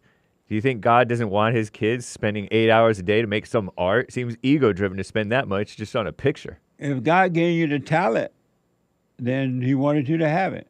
But if it's just something you force yourself to do, it might be a different story. All right? Know thyself and you'll see the right way to go. Thank you. Charmy bought a coffee, or Charmy. Uncle Jesse, how will you know when it's time to forgive your parents? I have a feeling my time is coming up. Surprise emoji with buck teeth. I'm black. Trump 2024 XD emoji. Hey, Black. How will I know if she really loved me? I say a prayer. When you see that it's wrong for you to be angry, anger is hatred. As John reminded us from Texas, when you see that you're wrong for being angry at your mother and your father, then you will go and forgive, and the light will come on, and the rest is history. Thank you. And thank you, guys. It's all for now. Thank you all. I appreciate it. Amazing. We are family. Let me go to Greg, a first-time call out of Connecticut. Greg, welcome to the show. You're on the air. Hey, Jessica, how you doing? All is well, sir. Good. So I was wondering about this. I know I hear you talking about the past and the future. Right. That they don't exist. So my question was, are you referring to like all the thoughts that we've had in the past and all the thoughts that we have in the future? Like you're not talking about like practical stuff. When you say practical stuff, what do you mean? I don't understand that question. Like, clear. for example, like watching. I have 2 boys, and I obviously watching them grow up and become obviously the young men they are now today. Like those are things that happened in the past. Right. So those are that's like a practical thought. Like, okay, hey, I had kids, I watched them grow up. It's fun teaching them sports and all that stuff, and just a way of life. But then that's why I'm like, when you talk about thoughts, like all the things you think about in the past, they don't exist. That's right. why I was looking for even when you think about them growing up, that's just a thought. That doesn't exist anymore either. It's just an idea that's still in your head because they are grown, they are adults, they are no longer kids. When they were growing up then. It exists no more. I see what you're saying, yeah. So, okay, so as far as practical thoughts of them being kids, now they're grown, so that's gone. Yes. That's why mothers need to pull away when the kids become adults, because she's still living it as though they're still kids, and she called them her baby, my child. That's my Ain't baby. that the truth? Yeah, that's my Lord. baby. I'm never going to let him go. He's a full-grown man, and she's working overtime to keep him in a childlike state in order to control him. Is that why my mother still sends me all these, I'm going to love you, all this stuff, no matter what, you'll always be my son and this, that, and the other? Like, they still holding on to that from when I was a kid. They're holding on to an illusion, and they're not doing it because they love you. They're doing it for the thrill of it. It makes them feel like they're a mother. They're a good mother. They're still a mother. It's all ego. It's all evil, and it's for themselves. It's just a thought. That is for sure. Okay, I can see that happening. And that's why when these mothers do this to these sons, they need to call them on it. Tell them, hey, back off. I'm not your baby. I'm not your child. I'm a free man now. Back off. They shouldn't tolerate it at all because it's pure evil. Well, I had to do that with my own mother because I'm divorced and I have two boys, and 16 and 18. And my 18-year-old is doing, he's off doing his things. I'm kind of letting him deal in his own hell. Yes. And my 16-year-old is on to you. Like he is listening to you, and it's clearly showing in the way he lives his life right now. Right on. But my mother keeps interfering, trying to say, have you reached out to your son? Have you reached out? And I'm like, you need to leave that situation between me and him. Yes. He's got to figure out his own life. Yeah. And So if she insists on doing it, block her from your life. Tell her that because she is forcing evil upon you by not backing away when you tell her to. And Satan is telling her, hey, go get him, stay on him. And don't let that happen. If she continues, just block her. Yeah. And that's one of the other things too, is because when I went to forgive her, she kind of was looking at me because I'm a 6'3", 300-pound black man, and she's this tiny little fair-skinned woman, and everybody's like, "Oh, your mom is so sweet, and she's this and then that," and yeah, she's she comes across and all that stuff that way. But it's all fake. It's not real. But Jesse, she never ever hugged us when we were kids. Yeah. Never said "I love you" as kids. And I think that's why she's projecting all this on me to follow up with my kids because, I did hug them and tell them I love them, but she didn't do that to us. So now she's trying to force that on me to do that with my kids. That's amazing. Well, don't accept it and just don't resent her. She's evil. She can't help it. So don't resent her and move on with your life. Absolutely. I sure have. And I got to thank you again because, like I said, I stumbled upon you on a YouTube video, and I haven't stopped for like the last 6 months. Have changed my life. And I can't tell you how crystal clear this lens is of looking at life right now and living this life according to God. Yeah, I understand. And being still, that I think that you can't put that message out enough to be still and know God. Because when you do, it is a crystal clear lens, and I can't thank you enough. Amazing. Stay with it. Stay with it. Stay with it. Yep. And I got one more question for you. Yes, sir.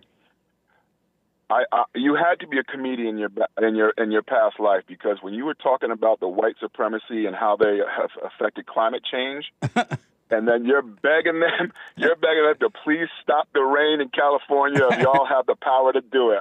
I was bawling out crying this morning when I was listening to you. I'm going outside at the top of this hour to see that the rain stop. Oh, it's excellent. Oh, all right, man. last thing. I'm sorry. Can I say one last thing? Yes. One last thing. Is it not very, very clear that the Democrats or liberals or whatever you want to call them, Democrats, are setting up the blacks, for example, like Fonnie Willis and Letitia James? Like, they are putting these people out in the public eye as a blackface to represent them. And then all of a sudden, when things hit the fan, there is nobody there to support them. 100%. That's how evil operates. It set you up to make a fool of yourself and then walk away from you and let you deal with your own hell. It's amazing. Yep. Absolutely, man. Because when you have anger, you have no love, period. You have no love. Right. All you have is everything you do is about self. And so those blacks are being used for personal gain. And when they get what they want, they're going to dump them. They'll be done with them. Done. Yeah. Amazing. Oh yeah. Thank you. We saw the full black woman coming to a display with Fanny walking into that courtroom. Oh my God. Satan walked in like he owned the world. Sure did. Owned everybody in there too. Yeah. I'm like, what? A storm is coming. It was amazing to see that. It was seriously like a tornado coming in. I could imagine being in that courtroom and hearing her coming down the hall, barging through the doors, sitting down and saying everything's a lie. Everything's a lie. What a mess, man. I wouldn't want that to be my mama or my wife. Woo. Not even my school teacher. I'm telling you, man. Amazing. Thank you, Greg. All right, thank you. All right, buddy. Call me again. I will, definitely. I'm going to call you Uncle Jesse. Right on. Amazing. All right, bye. Thank you, buddy. 888-77-53773. Oh, man. Hold on, callers. Let me take a quick break. When I come back, straight to the phones. Hake is coming in with the hate news, not the fake news. I can't believe there's another hour gone. What the? I'll be back in a moment for your super chats as well.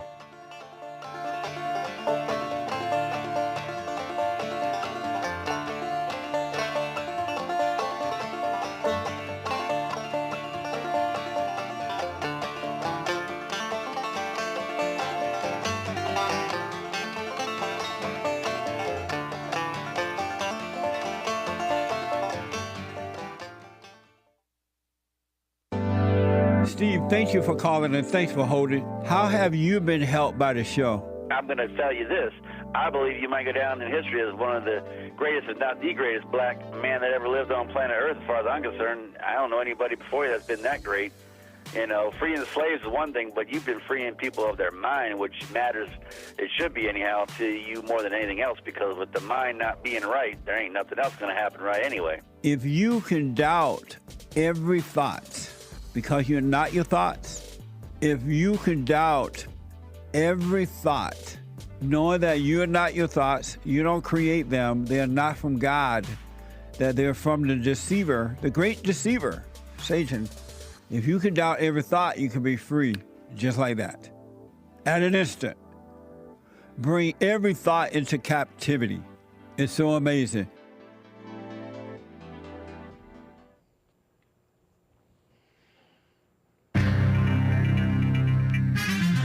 Stay healthy, guys. It's getting sick season still or something like that. It's going around, I heard. Space junk. Watch out for space junk. And TikTok is for 13-year-olds. So get off of TikTok. Not necessarily. This is the end of hour 2 of the Jesse Lee Peterson Show. It is Country and Western Tuesday, February 20th, 2024 AD. Stay tuned for hour 3. Last hour of the Jesse Lee Peterson Show is coming right up. There is one line open. You can call in right now. During Hake News, not fake news, Lenny Kravitz gave an inspiring speech, according to CNN, Call Me Nonsense Network.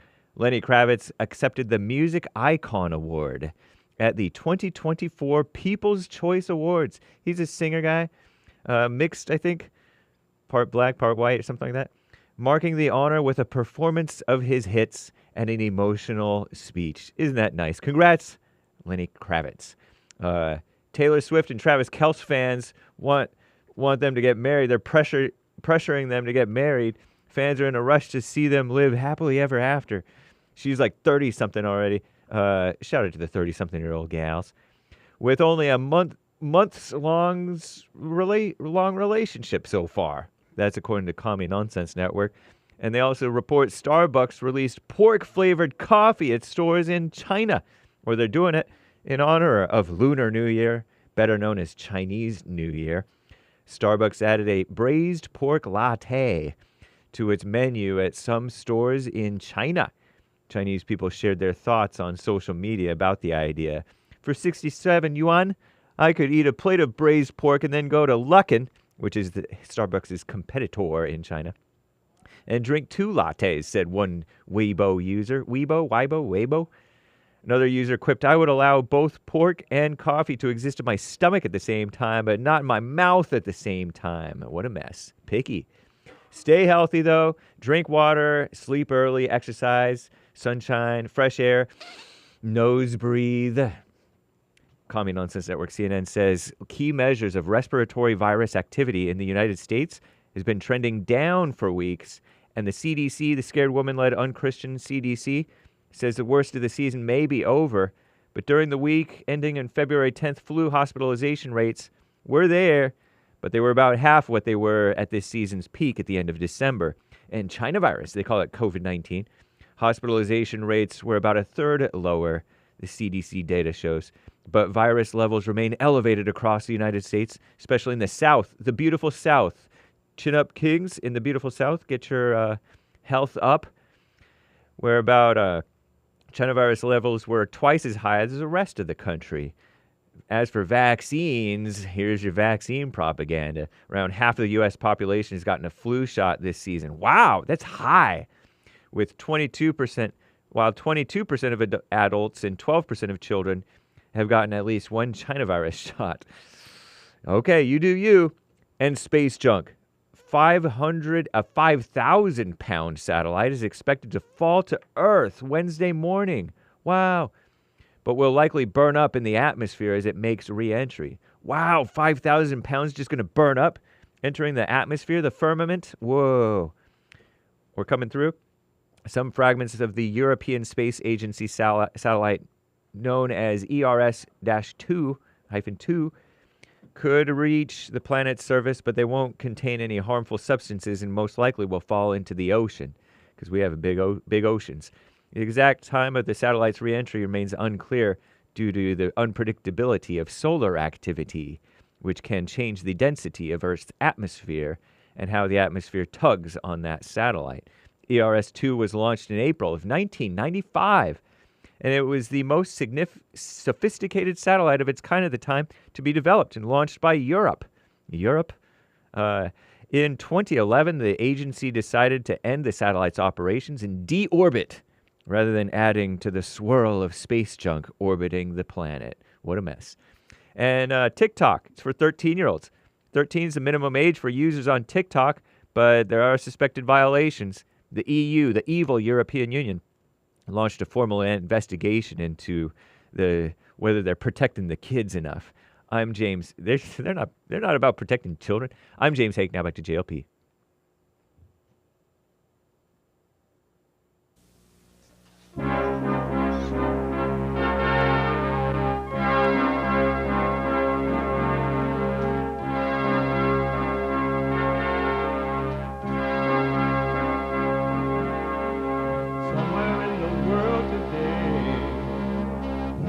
To stand up strong, think the truth about themselves, to understand what went wrong. I know we can find a way. I know we can find a way. I know we can find a way to stand up, stand up.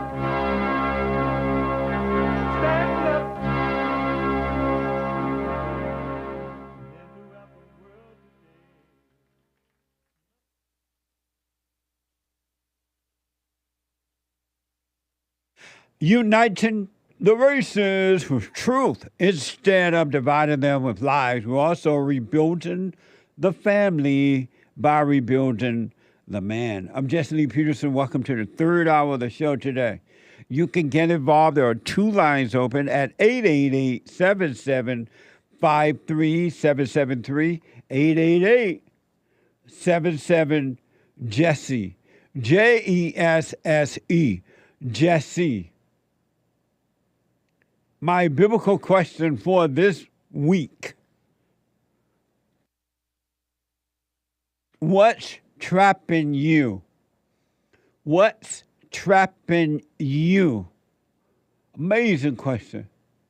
We have every way that you can watch and support the show listed on jesseleepeterson.com/show, jesseleepeterson.com/show. And if you're busy and can't watch the show live, right now you can podcast it anywhere in the world, right? You can be listening, doing whatever it is you're doing. It's not what you look like when you're doing what you're doing. It's what you're doing. It's what you're doing when you look like you're doing what you're doing. What the? You can be listening on your iPhone or iPad by calling the listen line at 641-793-1500. 641-793-1500. Follow us on Rumble. You got to know how to rumble. .com/Jesse Lee Peterson and cozy.tv where Christ is King. Cozy.tv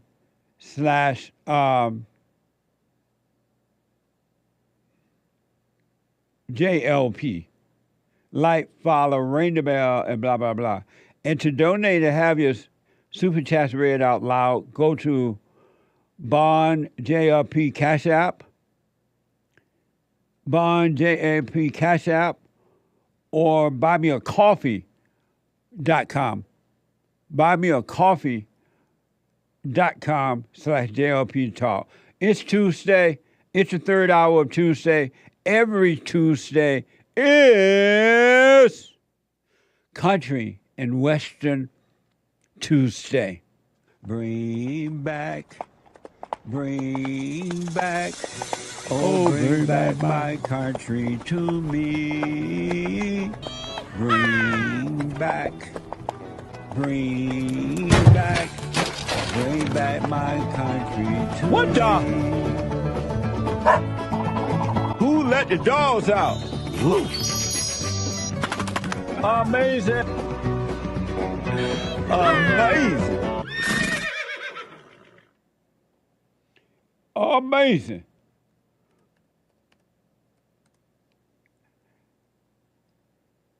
I'm typing a note to my producer. Hold on. It's amazing.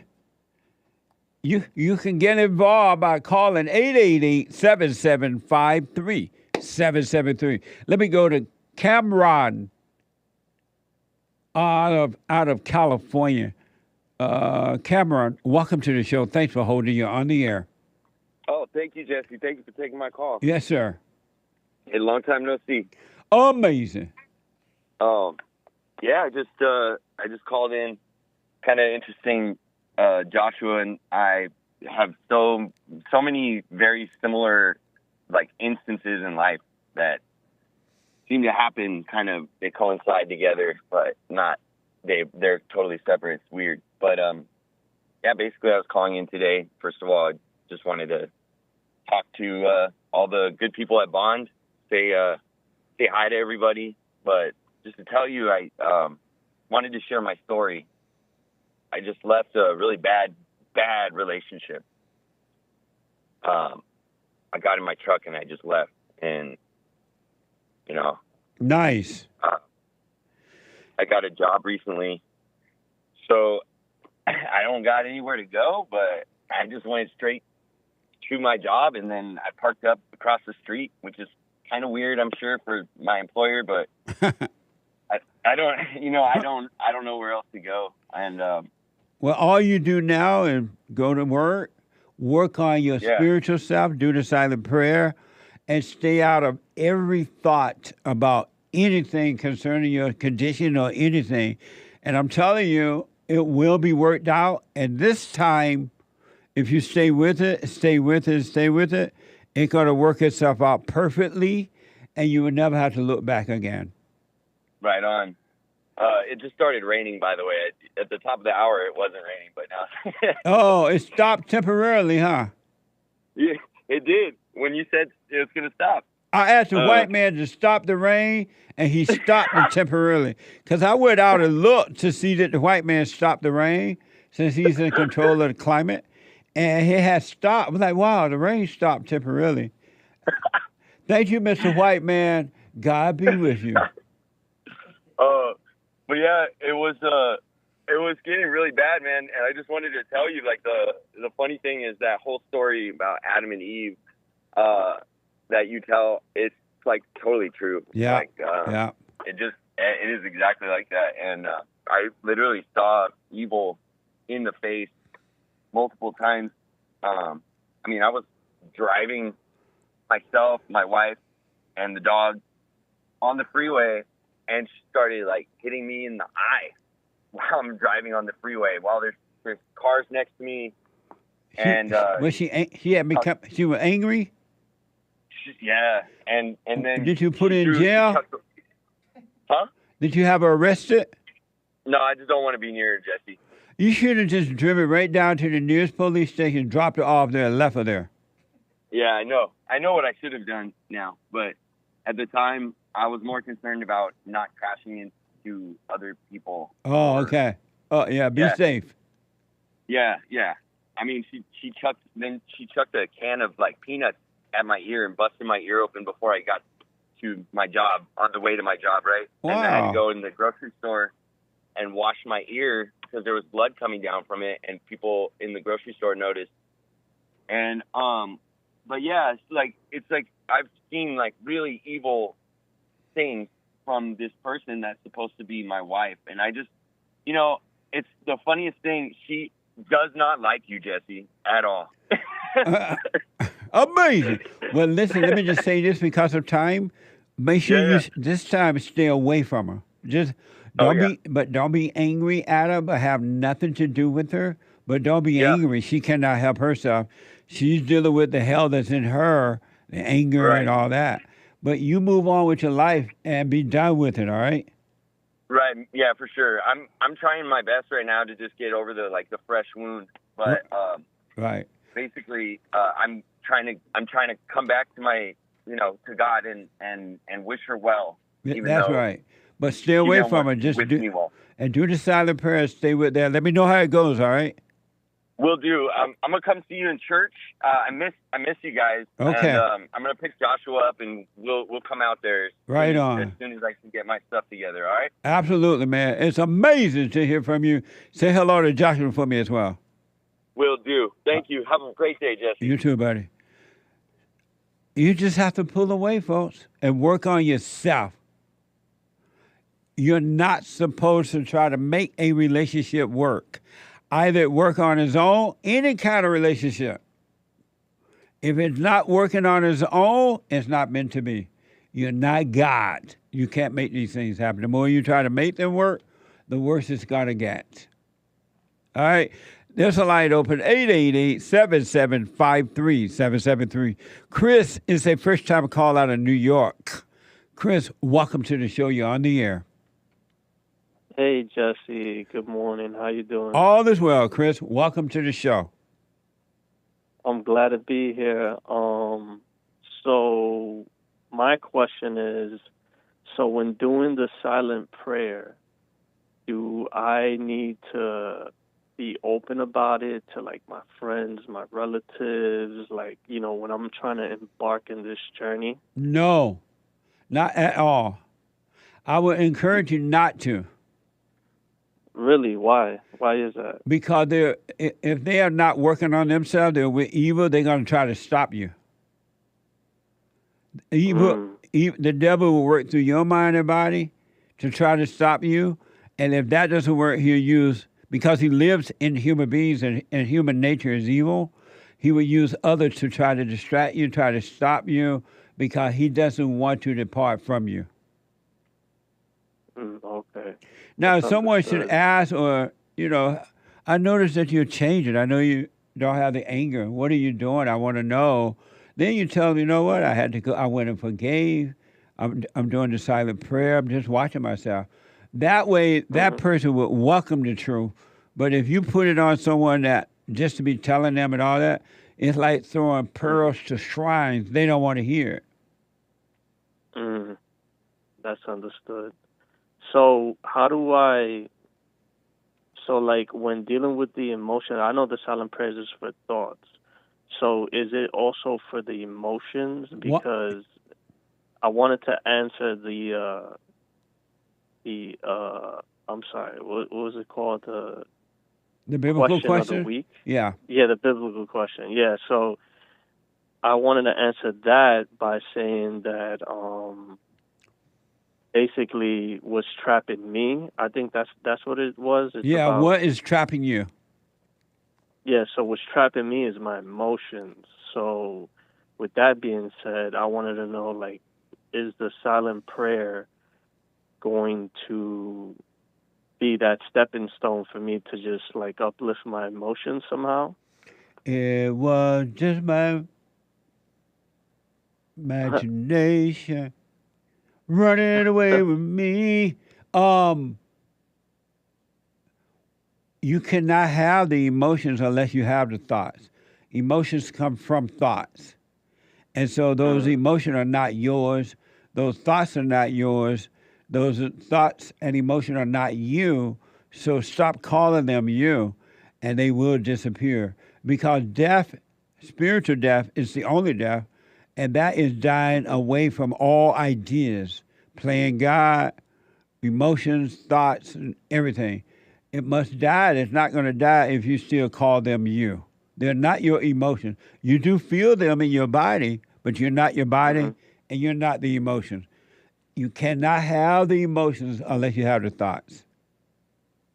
Awesome, amazing. Thank you, Jesse. And so just watch it. How old are you? I'm 27. Well, you're on your way. You'll be fine. Have you forgiven your mother? Yes, I have. How did that go when you went to her?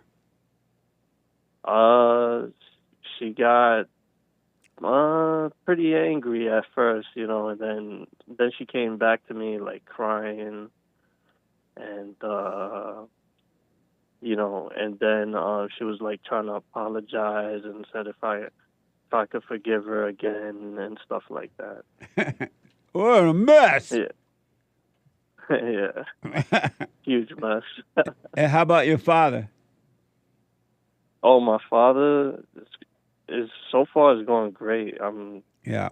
I mean, he's been trying to reach out to me. He sends me a lot of like religious quotes like throughout the day, like every day, ever since I forgave him. Right on. And we're able to talk more, and we actually went on vacation together. So, yeah. Right on, man. Fathers love their children. When fathers leave the mothers, they leave the mothers. They don't leave the children.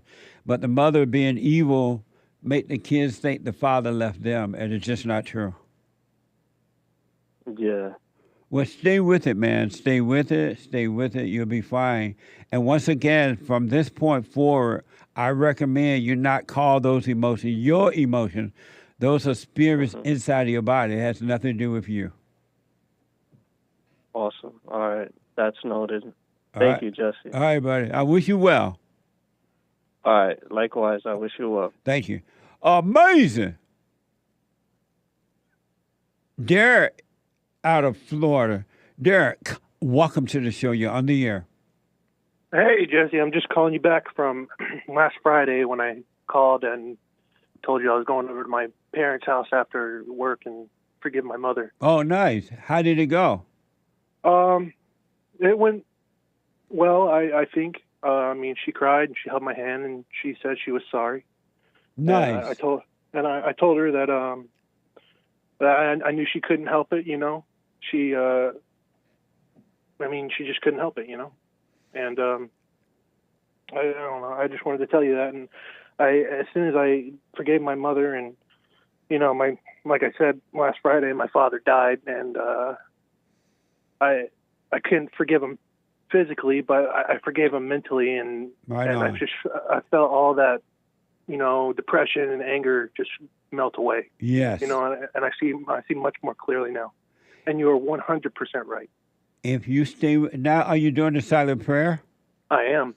Okay. And that's keeping me grounded. Right on. Stay with it. Stay with it. The devil's going to have a fit because now the ego will die. The light. Oh, yes. I feel on. it 100%. He's trying to rear his head every day. Yes.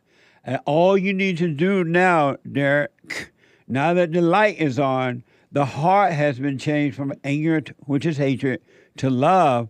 And that love is the nature of God. He's going to destroy that abnormal nature, that human nature, it will be taken away from you. All you need to do is watch it. No matter how painful, how much it screams out, how much it reacts inside of your body, it's not you. Stay with it, stay with it, stay with it, and you haven't seen anything yet. It gets better. You are 100% right. I mean, and you know what, Jesse? I just wanted to tell you that you do change people's lives for the better. And there's a lot of people that disagree with you and hate you for it, and they just don't see it. Right. You know, if they only gave it a chance, if they only tried to see it from your perspective, they would 100% understand. That's right. And that's why you forgive them. They know not what they do. They cannot see. So Exactly. you have to forgive them, not be angry. Don't argue with them. Don't fight with them. Don't try to prove anything. Just leave them in their hell, but realize they just cannot see. It's not personal. That's exactly right, Jesse. Hey, can I ask you one more thing about a family matter, though? Yes. I've got a 16-year-old niece, and she like you said, she knows of God, but she don't know Him yet. And she's got a bad influence with her mother and father, and because they split up when she was very young, and now she lives with her father and her stepdad, and she's acting out, having sex with all kinds of bad people and just not going to school. And I just wanted to know if there's anything I could do to try to help her get started on this path to clarity. Has she asked for help? She hasn't actually asked, but I can tell that she is looking for some kind of guidance because she constantly calls me. Oh, well, just let her know, you know what? If you want to be free of all this stuff, your fears, your anger and all that, you need to forgive your mother, your father, and your stepfather because he shouldn't be in her life anyway. Tell her to. And that's the thing. Right now, like I said, my sister's a prostitute, and she does horrible things. And my niece looks up to her so much, and because she wants to be her, you know, and she's on that wrong path, and I just don't know. I mean, should I just tell her exactly that? You need to forgive her, and she might not even understand what I'm trying to tell her. Well, once you tell her that she needs to drop that anger, once you drop it, she'll feel better. She'll be free. But if she doesn't accept it, let her suffer to hell. Leave her alone. Let her suffer and die. Right. There's nothing you can do about it. Yeah. Because she might not be ready, and no one can enter into the kingdom of heaven until they're ready. So she might not be ready. Right. I understand. But tell her to forgive. Tell her about the prayer. And if she doesn't want it, just wish her well. But do not let her destroy your life. Don't be giving her money. Don't let her come over and destroy your life. And don't feel sorry for her at all, because if you do, she will destroy you. She'll take advantage of you. I know, because I can see it right now. She's turning out just like her mother. Yeah, absolutely. And I just don't want her to walk down that path. So, I guess the only thing I could do is what you're saying is try to be a good example. And if she doesn't want to follow that path, then just let her be. Well, a couple of things. You're not to want her to walk down that path or don't want her to walk down. You can't want that for her. It's on her, totally on her. And then number two, you don't want to be right to be an example. You want to be right because you want to return to the Father. You want peace on earth, because most people don't want example. They'll see you, that light on in you, and in your mind, which is always lying, you'll say, right. I'm being right You're for other people. You're absolutely right, because if I try to be an active example, I'll just let my ego get back into it. Yes, and they will destroy you. Right. They'll see the light and destroy it. Right. So thank you very much, Chair. You're not responsible for anyone else. You're not your brother's keeper. Right. Thank you. Thank you for giving me a chance to have some peace, Well, you haven't seen, if you stay with him, man, I'm a living witness, you haven't seen anything. Your mind become clearer and clearer, and that old nature layers and layers start to fade away, and the new nature come about, which is the nature of God, and you're experiencing paradise on earth. You don't have to wait until you leave the earth to have perfect peace. Thank you. Thank you so much. Stay with it, Derek, and let me know how it goes. I will. I'll call you back. All right, buddy. Amazing. 888-7753-773. Steve out of Florida. Welcome to the show, Steve. Hi, Jesse. How you doing? All is well. How are you, sir? I'm a little bit down, trying to figure stuff out. What would it mean to be down? Kind of like depressed. And how does it feel to be depressed? Describe depressed feeling. Like poop. I understand. The worst feeling in the world. Yeah.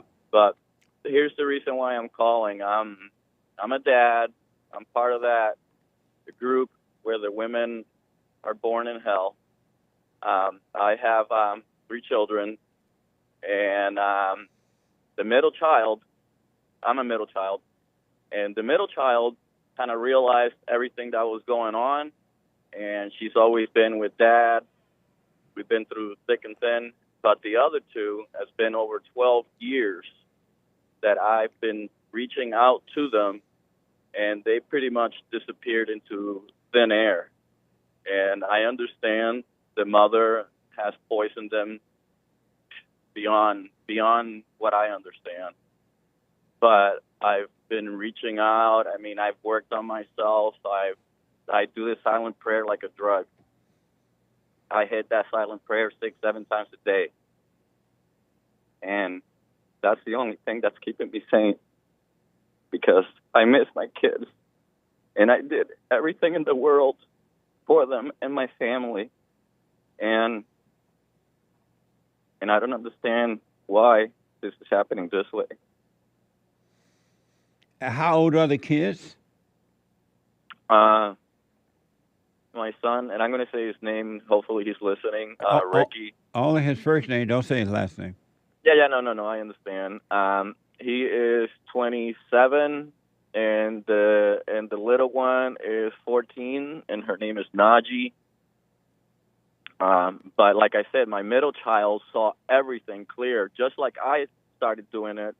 And that, to me, I find it to be amazing. And she has come up to me and said, Dad, Mom this and that, and and I've tried telling her, this is an adult matter. Thank you for bringing it up to me. I'll try to handle it.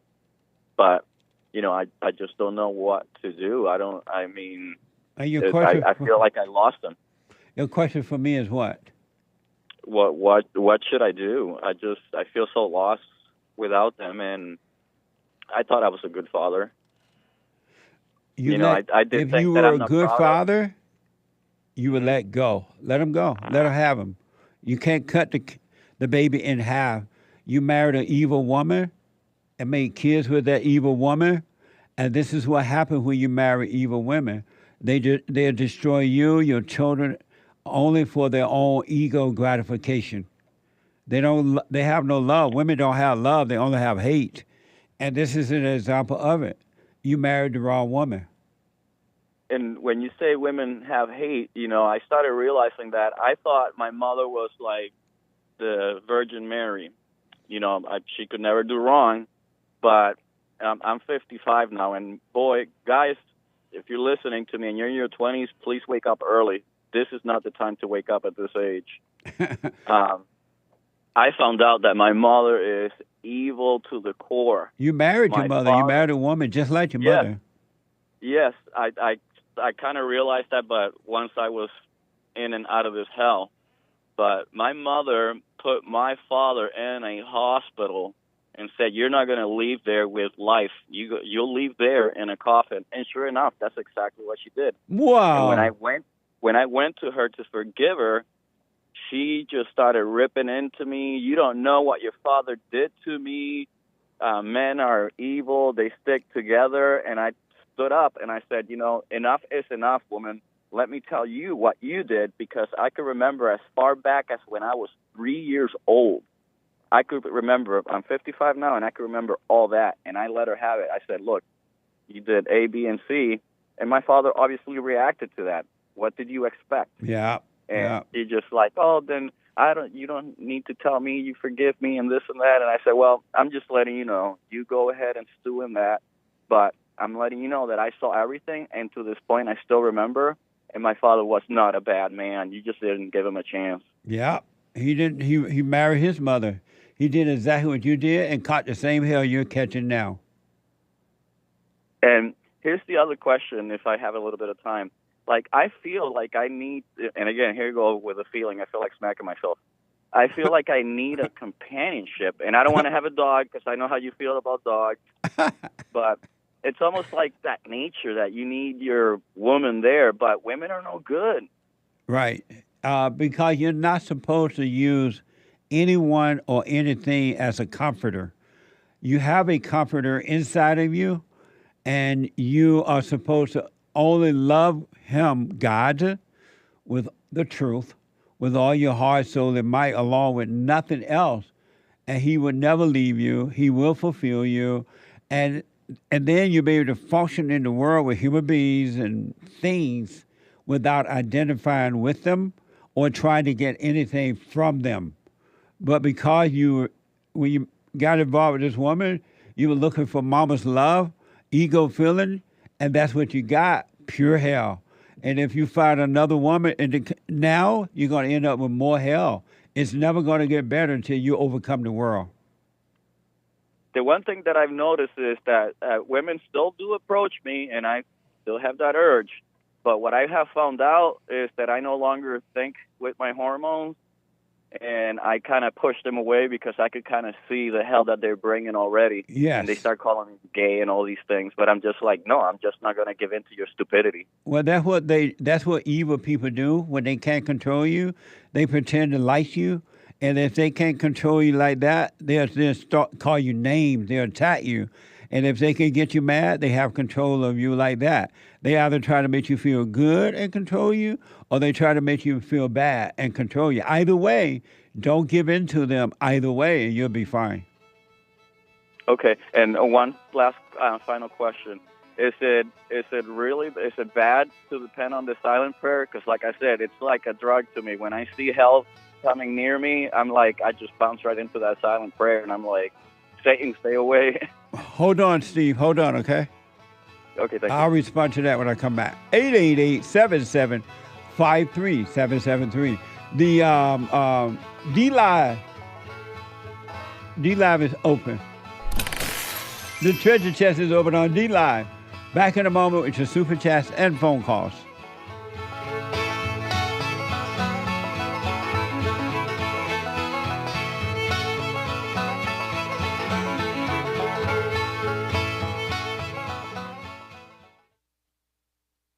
Check out my book, For Raised to Responsibility. I show you how I was able to overcome anger. The spirit of anger was taken away from me. I had it. And as a result of having anger, I was insecure. I had doubt, worry, fear. I was in a fallen state and didn't know it. And it wasn't until I went and forgave my mother who tried to turn me away from my father. I forgave my father for not being there and returned back to him. My spirit connected with his spirit, and through him, I was able to return to God. And I have perfect peace. Perfect love casts out anger. And when anger is gone, fear and doubt, worry, insecurity, suicidal thoughts, all of that is gone, and you are free. Amazon.com, Barnes & Noble, or if you want an autographed copy, you can go to my website at rebuildingtheman.com or call 800-411-BOND.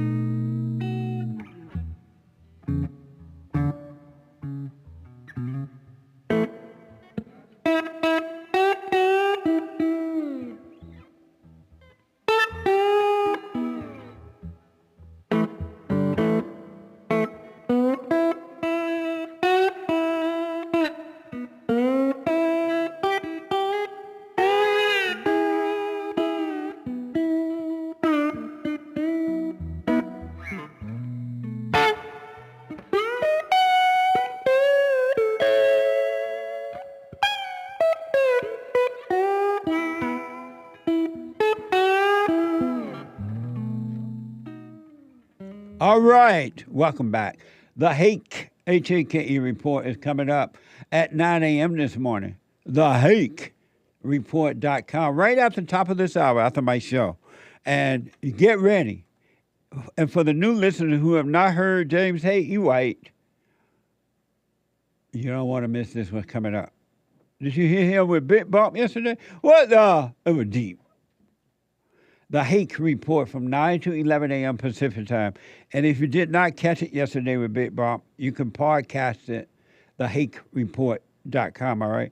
But to new listener, you owe it to yourself at 9 a.m. from 9 to 11. Check out thehakereport.com.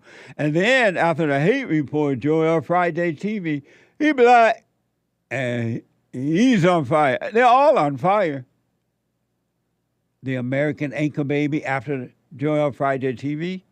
The American Anchor Baby at 12 noon Pacific time. All right? If you need counseling, we have the best counseling service on this side of heaven. By phone, Skype, or walk-in. Go to rebuildingaman.com to make your appointment. Family, individual counseling. Rebuildingaman.com or call 800-411-BOND. 800-411-2663 to make an appointment. You can also donate in those areas as well. Let me go quickly back to Steve out of Florida. There is one line open, 888-77-53773. And Steve, according to Steve, he was married. His wife took two of his kids, and he's painful about it. He has one of his daughters with him. Steve, your question about the silent prayer is what now? That if, depending on the silent prayer, to me, like I said, it's almost like a drug. Not that I've gotten high or anything, but I go to it at least 6-7 times a day, just to kind of keep the hell from the world away from me. And you should do the silent prayer because you want to be still and allow the truth to overtake you. And that's what happens when you stop trying to change your life, stop trying to fix situations and things like that. They will be worked out for you. So what happened in the silent prayer helps you to calm down so that the truth can catch up with you, God, the truth. And it will change your life. It will allow you to see that you're not your thoughts and you're not your feelings and you're not your body. He will destroy the darkness of the imagination. Amazing. Amazing. And just to let you know, Jesse, I am your biggest fan here in Florida. I hand out business cards. I got a shirt that says Uncle Jesse said it was right. And I tell all the youth about you, even the old folks. I tell them, look, listen to this guy, and something inside of you is going to wake up. Especially all the beta males out here that still think that women are God's gift to earth. Amazing. To try to wake them up. So, I pass it on because you have done amazing work in me, and I want to pay it forward. Thank you. I can't wait. When are you guys going to come to Florida? I thought you guys were going to come a couple of years ago. I know, but one situation changed with the Chinese virus and then the economy. But I'm still dealing with some realtors down there. We'll see what happens.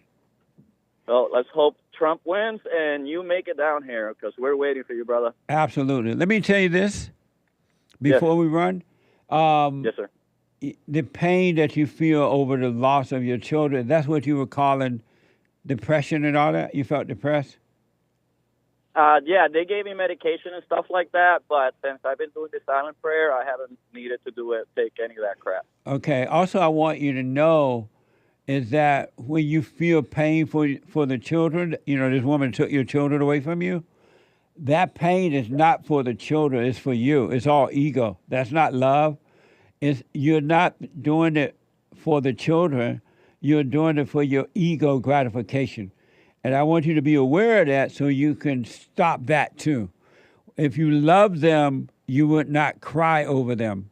If you love them, you will continue to work on yourself and God will work out the situation. Your son knows that you love him. Your daughter knows you love her. And if you just work on you, they will return on their own when they become adults, or might even before that. But those tears were not about your children; it was about you. Okay. Yeah, I mean, I hope that's what it is, because it just feels horrible. But what you're feeling is not you either. That's evil in you. That's all ego pretending to be you.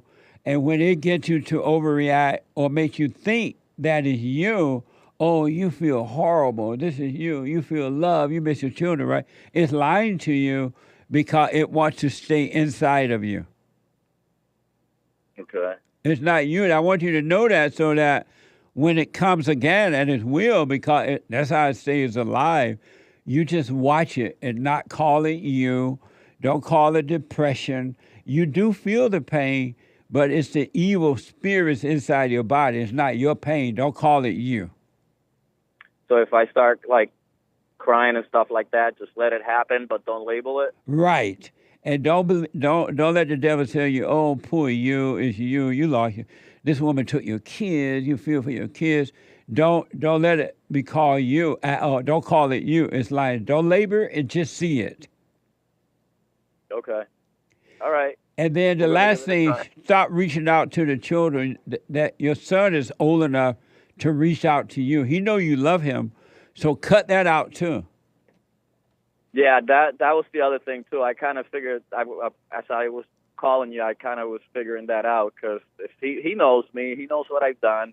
Yeah. But I'm sure that his mother's just on his shoulder 24/7, like the devil is on your shoulder. Right. So, but let him suffer till he's ready to return. He's old enough now. He's responsible for himself.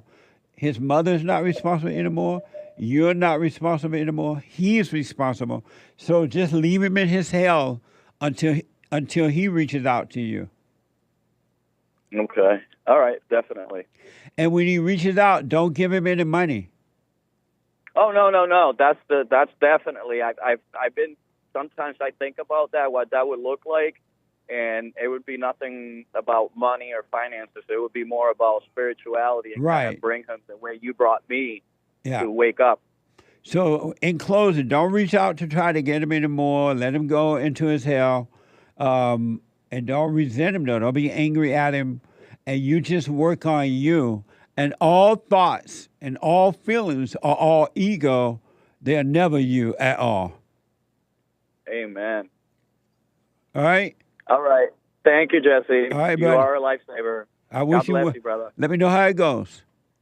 Yeah, we'll call you again. All right. God bless you. You Stay too. healthy, all right? We need you. Right on. Thank you. Bye-bye. Bye. Amazing. 888-7753-773. Al is out of Michigan. Al, welcome to the show. Hi, thanks for welcoming me. Yes, sir. Hey, I just wanted to talk to you about what you were saying in the beginning of the show. And just to let you know that we, us white supremacists, at our weekly meeting, we talk about the weather all the time because we're not happy with it either. But years ago, it was determined that we didn't have enough time to take care of every problem in the world as white supremacists. So we gave the weather to the Indians. We let the Indians control that. They do their dance and they make it rain or don't. But we don't have time every week to deal with it. And that, Well, what happened? You say you heard I asked the white people to stop the rain in California, and they did for a while. No, Jesse, that's the thing, though. See, we have a lot of other things to control. Like, the children in Baltimore not reading and doing math. We occupy our times with that kind of stuff. We don't occupy our time with, we subcontract that out to the American Indian. They can control it. If they want to do more rain, they just dance more or whatever. Amazing. We can't take control. We can't take control of everything, Jesse. We got to have a chance to take a break. And according to the people who call you white supremacists, calling to the people who blame you for the weather, for the blacks and everything, they see you in control of everything. And to me, that's pretty impressive, man. You guys are blessed. But what happens, Jesse, is we're so busy. we have no time for ourselves. And so, and it's really sad because, when I wasn't part of that meeting, but some of the supremacists, they decided to put the little 18-year-old Swedish girl in charge of the, telling about global warming. Oh, yeah. I wasn't for that. I didn't think that we should have her do it. Is she white? They voted against it, and they said, I said no. They said yes. We want her to be in charge. So now we have full-grown adults who can't think for themselves, asking 18-year-old girls how to manage their children. They're not even smart enough to tell, like you said, they're not smart enough to tell their kid to put a jacket on or a sweater on. Yeah. So we have to have. They voted. I voted against it personally. What a sad way to live. Al, thank you so much, buddy. I got to run, but thank you. Keep it up, man. I will. Thank you so much. Thank you, man. All right. Bye. White people, you are superior. Accept it. Don't reject it. Hake, how does it feel to be white and superior? Just like everybody else, I imagine. Super chat.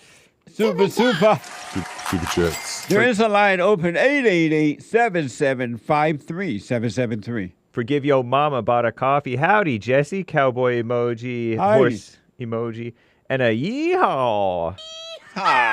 My question today, please, is the silent prayer something that is natural or unnatural? As you overcome that old nature, it would be natural. Because all it is consciousness is keeping you present where God is, where eternal life is, where everything is, right? Instead of unconscious in your thoughts and feelings and emotions and thinking about the past or future. But eventually it will be as natural as it was unnatural for you to live the other way in your imagination. Thank you. Black Nefarious bought a coffee. Hey, Jesse, have you ever heard a similar message to yours being voiced by anyone else ever? What the? Christ said it. Read the New Testament. It's all over it. Amazing. But yes, I have. Someone bought a coffee. Hi, Uncle JLP, Hake, Hassan, Nick, Joel, Sean. Oh, and Bill, smiley emoji, grinning emoji. I had a discussion about regretting something, and person I had this discussion with said you should never regret. Move your head like a black girl, Hake. You should never regret. Who or what said we shouldn't regret? I regret a lot of things. P.S. Love you all, Uncle JLP and crew. Heart, Angel. Nice, thank you. How is it possible to regret when it was never you? Who is regretting? Who is regretting? Who are you that you're regretting? You know what I mean? There's no one there to have regret, so how can you regret? That's just another idea, another thought, another false identity. Let it go. You haven't done anything wrong. And if you haven't done anything wrong, what is there to regret? And those things that happened through you was never you. So what is there to regret? Amazing. Thank you. Forgive Yo Mama says, my answer to the biblical question. What's trapping you? What's trapping you? Nothing. I'm free today because of God. I'm responsible for me only. Amazing. I'll put my 2 cents in on Sunday. Thank you. Stan 69 with the diamond. Don't worry, radical Islamic horror will be crushed. Amazing. Thank you. Evgeny Crosby with a couple of diamonds. Hey, Jesse, wasn't there a mass shooting at a Super Bowl parade last week? It just disappeared. I have that story for you. You're absolutely right. And I'm trying to figure out why they haven't allowed you to see if it was black, Mexican, or something. We know it wasn't white guys because had it been white guys allegedly doing the shooting, you would know all about it before they hit the ground. But they haven't showed you, so they must be black or transgender or something. But they must be black. We're on it. I have some update for tomorrow on that. Amazing. Thank you. Dawn says, hey, Jesse, I'm 21, want to move out of my mother's house, need a job, but just can't handle working a job, or the ones I can get anyway. I get stressed, tired, frustrated, no matter how much time I spend in prayer, rest, or have a good attitude. I simply can't handle those jobs and have a feeling no one really can without coffee, cigarettes, energy drinks, TikTok, or other stimulants. Other jobs I simply don't get chosen for. I feel trapped. Either I suffer living with mama, or suffer working a job I can't handle. Do you have any advice? By the way, I've forgiven my mother, and I have told her this. Well, just suffer until you're ready to move on. Because it doesn't make sense that you know the way out, but you won't take it. Just stay with your mama. In your imagination and her house, you will regret it. Amazing. Thank you. Henry Ford lives with a diamond. The Jews need to turn America back over to the whites. Amazing. Here's what I recommend. Don't blame anybody. Stop blaming the Jews. You sound like the blacks with the whites. You're going to end up in the same ditch that the blacks are in for blaming you if you're white. So stop it. It's not good. It's evil. Anyone that blames, they're telling you that they're evil and they have no love. All right? Amazing. Thank you. Shout out to the top contributors on D-Live, Evgeny Crosby, Stan69, Games for Rec, Kid Combo 1.0, Zealous Hermit, Henry Ford Lives, Frozen Frog, Groovy Monkey, Wolf336. Thanks for the support, Lemons, Ice Cream, Diamonds. Guys, appreciate it. Thank y'all. And thanks for Amazing. that. That's all for now. Thank you. I do appreciate it. Thank you. Sean is out of Florida. Sean, welcome to the show. You're on the air. Hi. I can't hardly get through anymore. Your line is busy. You're popular now. Amazing. It's good to hear from you. Congratulations. Thank you. Okay. Happy Western Tuesday. Thank you. Happy country and Western Tuesday. I got two questions for you in that regard. Have you ever ridden a motorcycle before? I have several times, but I used to ride a lot. My father used to sell and repair motorcycles. Oh, and really? when I was a teenager, I would go to Indiana to visit, and I would hang out with him, and he would take me riding on bikes a lot. Oh, wow. Yeah. Okay. What the? Have you ever been to a rodeo? I have. I spoke at a rodeo show in Texas once. It was fun. Oh, wow. Those are two things on my list. Okay. Now, shout out to the Native American community. I wanted to do that. You were talking to a Native American gentleman yesterday, but I've always had a special love in my heart for, Native Americans. The Indians? Yeah, you don't hear about them too much. Yeah, and why is that? I don't know. It's just something that's there. And I noticed something about them, even though they seem like they're very spiritual people, even though they may not be on the track of like the Father, but I think it's just a measure that they have in them of faith to get on that right track to the Father. You know how they put some type of spirituality to every living thing, but I know that's polytheism. No. And I know, but they're supposed to get on the track to the Father. My father married a Cherokee. My mother people were ashamed of me. The Indians said that I was white by law. The white man always called me Indian squaw. Half-breed, that's all I ever heard. Half-breed, I love and hate the word. Amazing. Yeah, I look like I remember that tune. By Cher. Yeah. And she is Indian by blood, isn't she? No, she's Armenian, I'm told. Oh, Armenian. We travel around from town to town. When you're not wanted, you don't hang around. She's Armenian, but I think, and the Armenian people don't like her because she looked like, I don't know, a slut. Uh-huh. But I don't know. But Armenian don't like her. Right. Ever since she's been on that stage, Sonny and Cher. Go back way old school. What a mess. Yes. I had a unique experience with, I think you just had a man, he said that he was in under the label of white supremacist. But the thing is, I had a unique experience when I was younger. I want to tell you, I think this was just a notch in my journey when I was to see, start seeing the false narratives that were being given about the white race family. Yes. I had the opportunity to be the only black girl in a group of She black. Yeah, I'm black. She black. Brown or black or whatever. Yes. So, I had the opportunity to be the only black girl in a group of white friends. And I tell you, I never have felt so much love in my life. Yeah. Embrace, you might get called a token, but whether you're one black or two blacks or whatever, I know that characteristic exists in the white race family.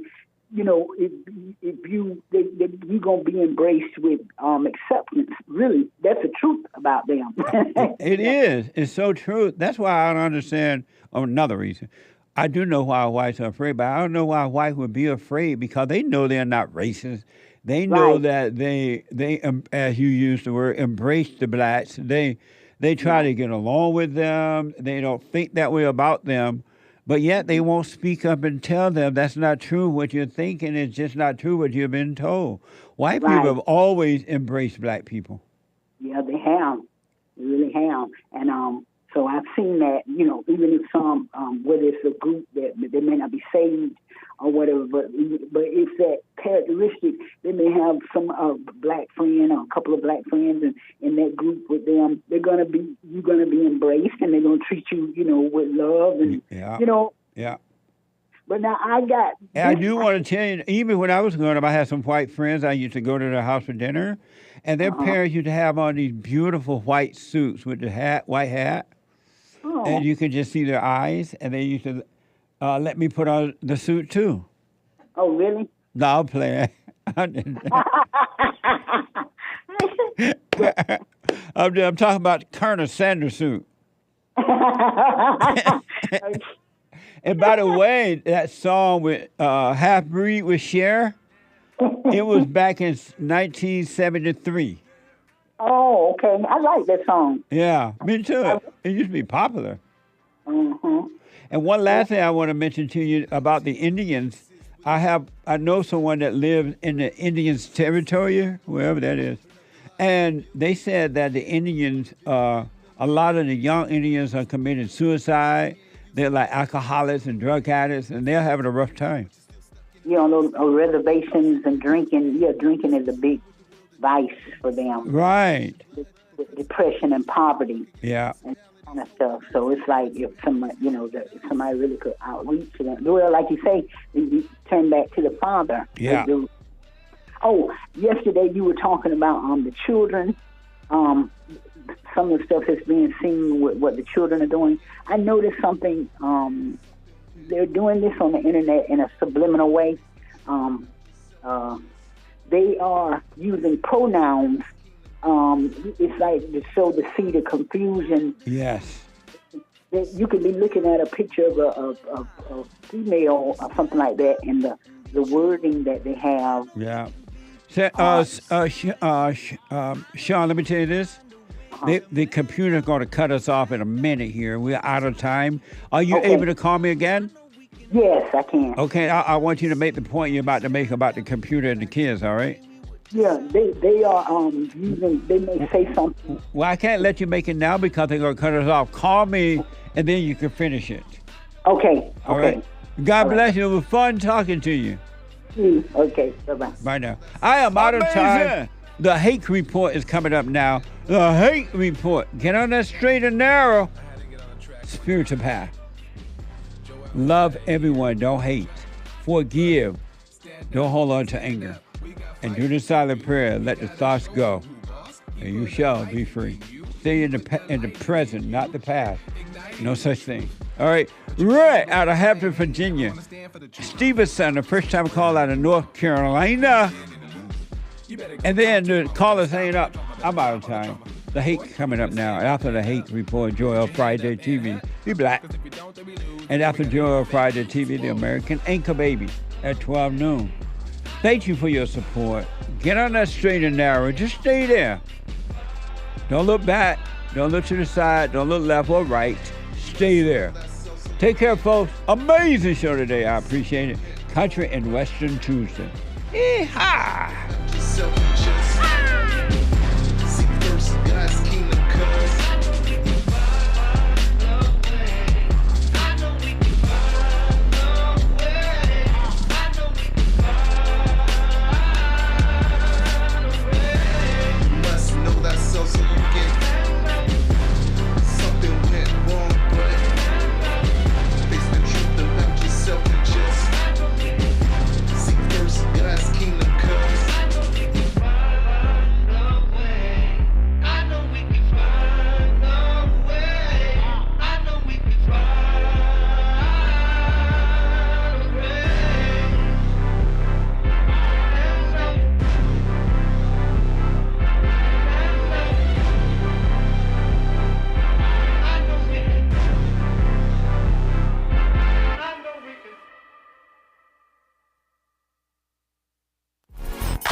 So, here's what I recommend. I invite you to download my silent prayer, and I want you to start doing it.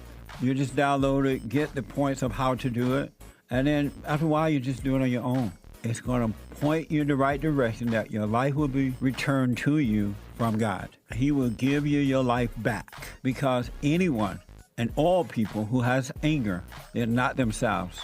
You are the person that you are angry at. That's why it's so important to get to know yourself so that you can see who you're angry at. And if you're doing the hooping and hollering prayers and things like that, some people get up, oh, praise the Lord, hoop and holler, bless my mama, bless my daddy. Continue to do it. Do both. You will see if you want to stay with the hooping and hollering, or do you want to be still and know God. So my gift to you, no charge, at rebuildingtheman.com/church.